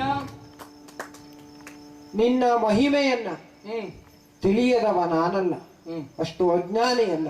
ಹ, ಮಹಾಮಹಿಮ ನೀನು. ಹ್ಮ್ ನಿನ್ನ ಗುಣವಿಶೇಷಣಗಳನ್ನೆಲ್ಲ ಹ್ಮ್ ಹೇಳುವುದಕ್ಕೆ ಅಸಾಧ್ಯವಾದಂಥದ್ದು ನಿನ್ನ ಗುಣ. ಹ್ಮ್ ಕೃಷ್ಣ, ಹ್ಮ್ ಧರ್ಮವಲ್ಲ ರಸರಿಗೆ ಎನ್ನುವಂತಹ ಮಾತನ್ನ ಆಡ್ತಾ ಇದ್ದೀಯ. ಹ್ಮ್ ಸರಿ, ಒಪ್ಪುತ್ತೇನೆ. ಹ್ಮ್ ಆದರೆ ನೀನು ಮಾಡ್ತಾ ಇರುವುದೇನು? ಹ್ಮ್ ಗೊಲ್ಲರ ಕುಲದೈವ ನೀನು. ಹ್ಮ್ ಹಿಂದೆ ನೀನು ನಂದಗೋಕುಲದಲ್ಲಿ ಇರುವಂತಹ ಸಂದರ್ಭದಲ್ಲಿ ಹ್ಮ್ ಇಂದ್ರ ಕುಂಭ ದ್ರೋಣ ಮಳೆಯನ್ನ ಸುರಿಸಿದಂತಹ ಕಾಲದಲ್ಲಿ ಹ್ಮ್ ನಂದಗೋಕುಲದ ಜನರನ್ನ, ಗೋವುಗಳನ್ನ ರಕ್ಷಿಸಲು ಹ್ಮ್ ಗೋವರ್ಧನ ಗಿರಿಯನ್ನ ಎತ್ತಿದೆ.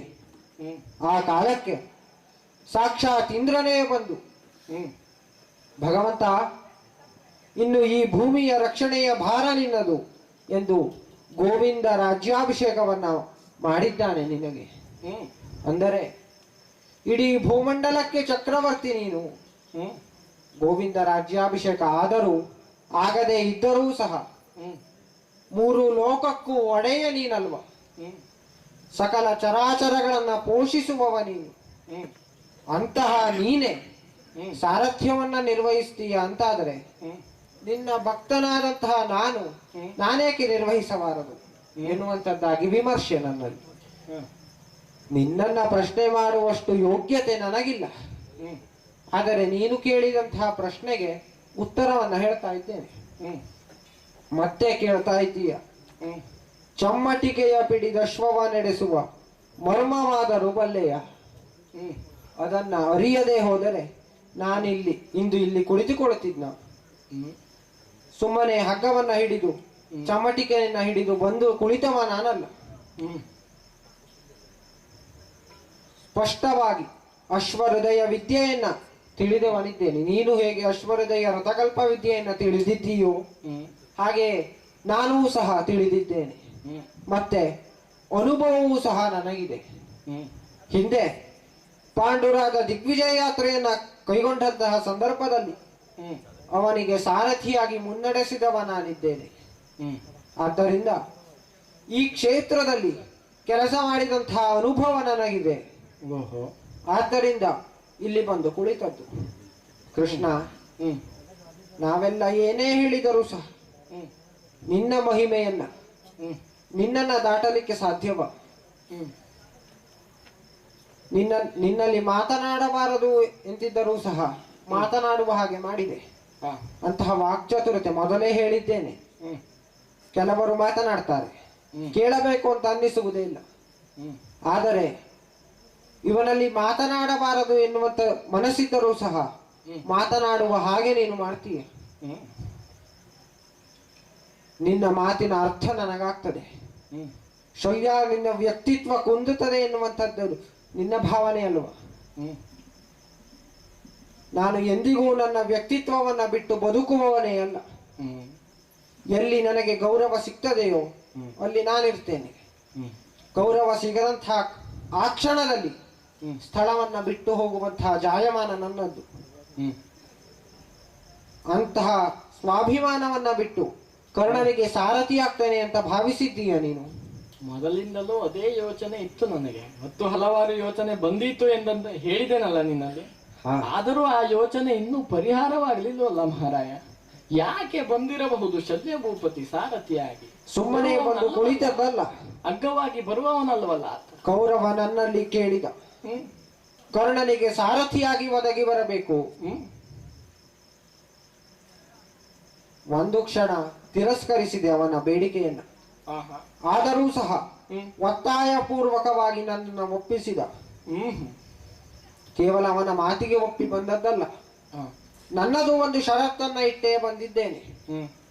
ಹೇಗೆ ನಿನ್ನ ರಥದಲ್ಲಿ ನೀನು ಸಾರಥಿ ಆಗಿದ್ದರೂ ಸಹ ನಿನ್ನ ಮಾತನ್ನ ಅರ್ಜುನ ಕೇಳ್ತಾನು, ನಿನ್ನ ಮಾತನ್ನ ಮೀರುವುದಿಲ್ಲವೋ ಹಾಗೆಯೇ ನನ್ನದು ಒಂದು ಷರತ್ತಿದೆ. ಏನದು? ಎಲ್ಲಿಯವರೆಗೆ ಕರ್ಣ ನನ್ನ ಮಾತನ್ನ ಕೇಳ್ತಾನು ಅಲ್ಲಿಯವರೆಗೆ ಅವನಿಗೆ ಸಾರಥಿ ಆಗಿರ್ತೇನೆ. ಯಾವ ಕ್ಷಣದಲ್ಲಿ ನನ್ನ ಮಾತನ್ನ ಧಿಕ್ಕರಿಸುತ್ತಾನೋ, ಉಲ್ಲಂಘಿಸುತ್ತಾನೋ, ಅದೇ ಕ್ಷಣದಲ್ಲಿ ಚಮ್ಮಟಿಕೆಯನ್ನು ಅವನ ಮುಖಕ್ಕೆ ಬಿಸಾಡಿ ರಣರಂಗದಿಂದ ಎದ್ದು ಹೋಗ್ತೇನೆ ಎನ್ನುವಂತಹ ಷರತ್ತಿನೊಂದಿಗೆ ಇಲ್ಲಿ ಬಂದದ್ದು. ಓ, ಇಂಥದ್ದೊಂದು ಇದೆ ಅಲ್ಲವೋ? ಹೇಳಿಬಿಟ್ಟನು. ನಾವು ಮೊದಲಿನಿಂದ ಯೋಚನೆ ಮಾಡುವುದೇ ಅದು. ಯಾಕೆ ಬಂದಿರಬಹುದು ಶಲ್ಯ? ಹೇಳಬಾರದು ಹೇಳಬಾರದು ಅಂತಿದ್ದರು ಹೇಳಿಸಿದ ಈ ಕೃಷಿ. ಈಗೊಂದು ಇದೆ ಅಲ್ಲ ನಿಮ್ಮದು. ಇನ್ನ ಆಯ್ತು, ಸಾಕು ಬಿಡು. ಶಲ್ಯ ಭೂಪತಿ ಒಳ್ಳೆಯ ವಿಚಾರವನ್ನೇ ಹೇಳಿದ್ದೆ, ಸಂತೋಷವಾಯ್ತಯ್ಯ. ಹೀಗೆ ನಮ್ಮಿಬ್ಬರ ವಾಗ್ವಾದದಲ್ಲಿ ಮುಳುಗಿಕೊಂಡಿದ್ದರೆ ಅತ್ತ ನೋಡಲಿ ಸೈನ್ಯವೆಲ್ಲವೂ ಖಾಲಿಯಾಗುತ್ತಾ ಇದೆ. ಪಾಂಡವರದ್ದು ಅಷ್ಟೇ, ಕೌರವರದ್ದು ಸಮಯವಾಗ್ತಾ ಬಂತಲ್ವಾ? ಹೌದಲ್ವೋ? ಹಾಗಾಗಿ ಅವರಿಗೊಂದು ಅವಕಾಶವನ್ನು ಕೊಡೋಣ. ಹಾಗೆಯೇ ಆಗಲಿ.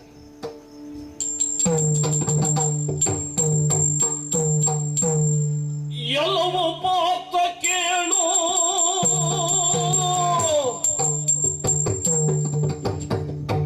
ಎಲ್ಲವೂ ಪಾತ್ರ ಕೇಳು ನೀನು. ಕಳವಿನಲ್ಲಿ ಸಿಂಧು ನೃಪನ, ಕಳವಿನಲ್ಲಿ ಸಿಂಧು ನೃಪನ.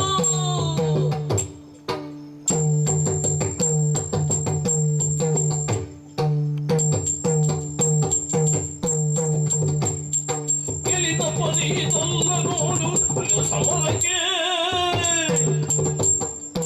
ಎಲ್ಲವೂ ಪಾಪ ಕೇಳು ನೀನು. ಕಳವಿನಲ್ಲಿ ಸಿಂಧು ನೃಪನ, ಕಳವಿನಲ್ಲಿ ಸಿಂಧು ನೃಪನ. ಗೆಲಿದ ಪರಿದಲ್ಲ ನೋಡು ನಿಲ್ಲೋ ಸಮರಕ್ಕೆ.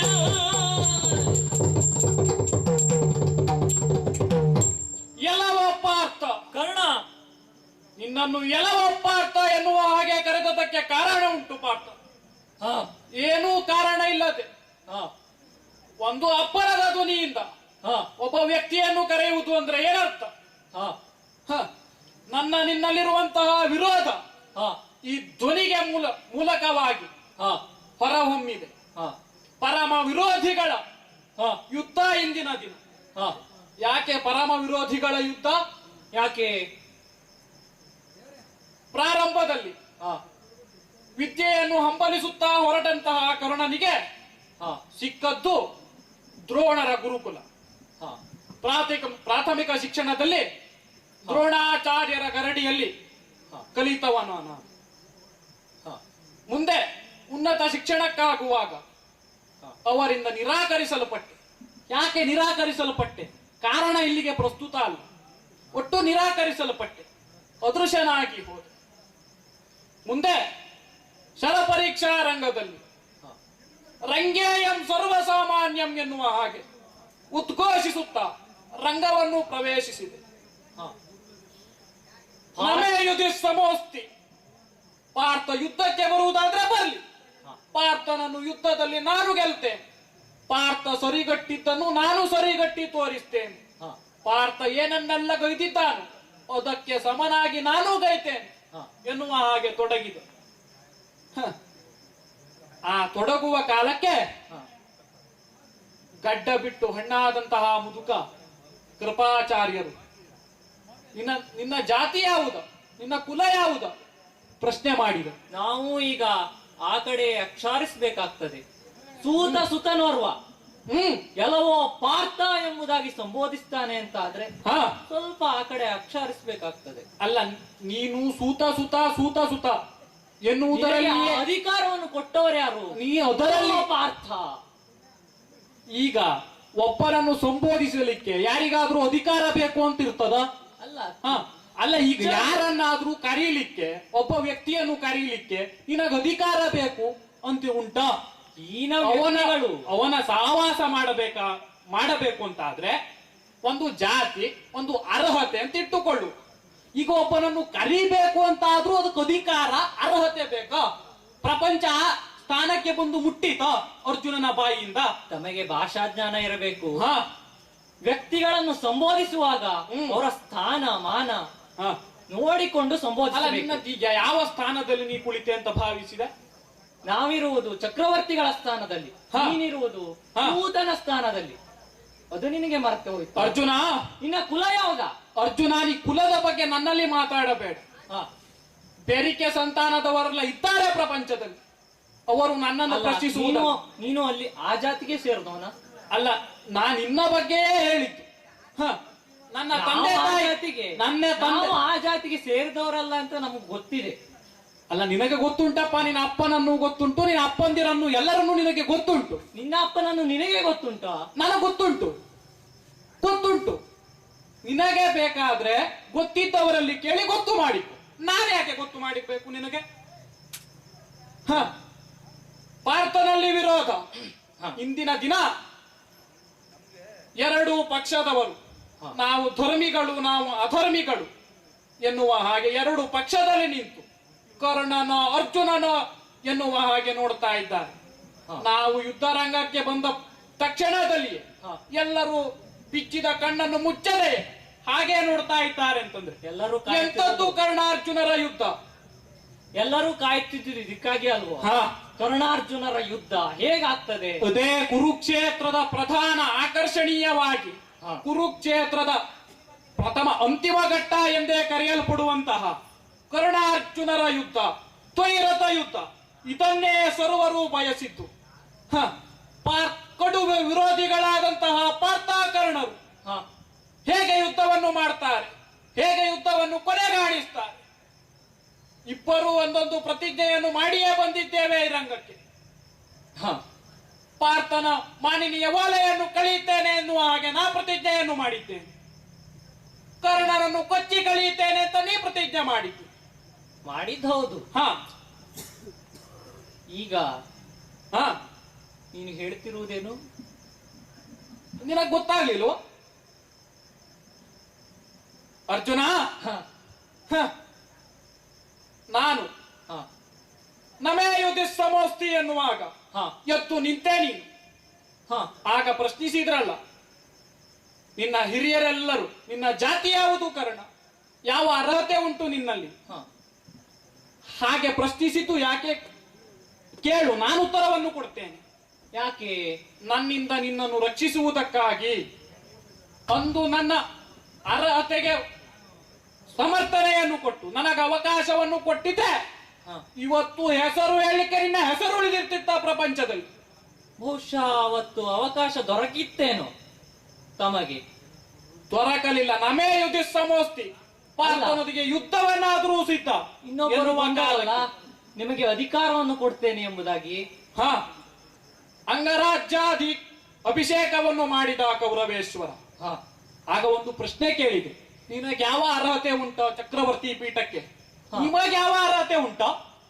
ನಾವು ಚಕ್ರವರ್ತಿಗಳ ವಂಶದಲ್ಲೇ ಜನಿಸಿದವರು. ಹೇಗೆ? ಹಾಗಾಗಿ ಚಕ್ರವರ್ತಿಗಳ ಆಳ್ವಿಕೆ ಉಂಟು. ಚಕ್ರವರ್ತಿ ವಂಶದಲ್ಲಿ ಜನಿಸಿದ್ದೇನೆ ಅಂತ ಹೇಗೆ ಹೇಳ್ತೀನಿ?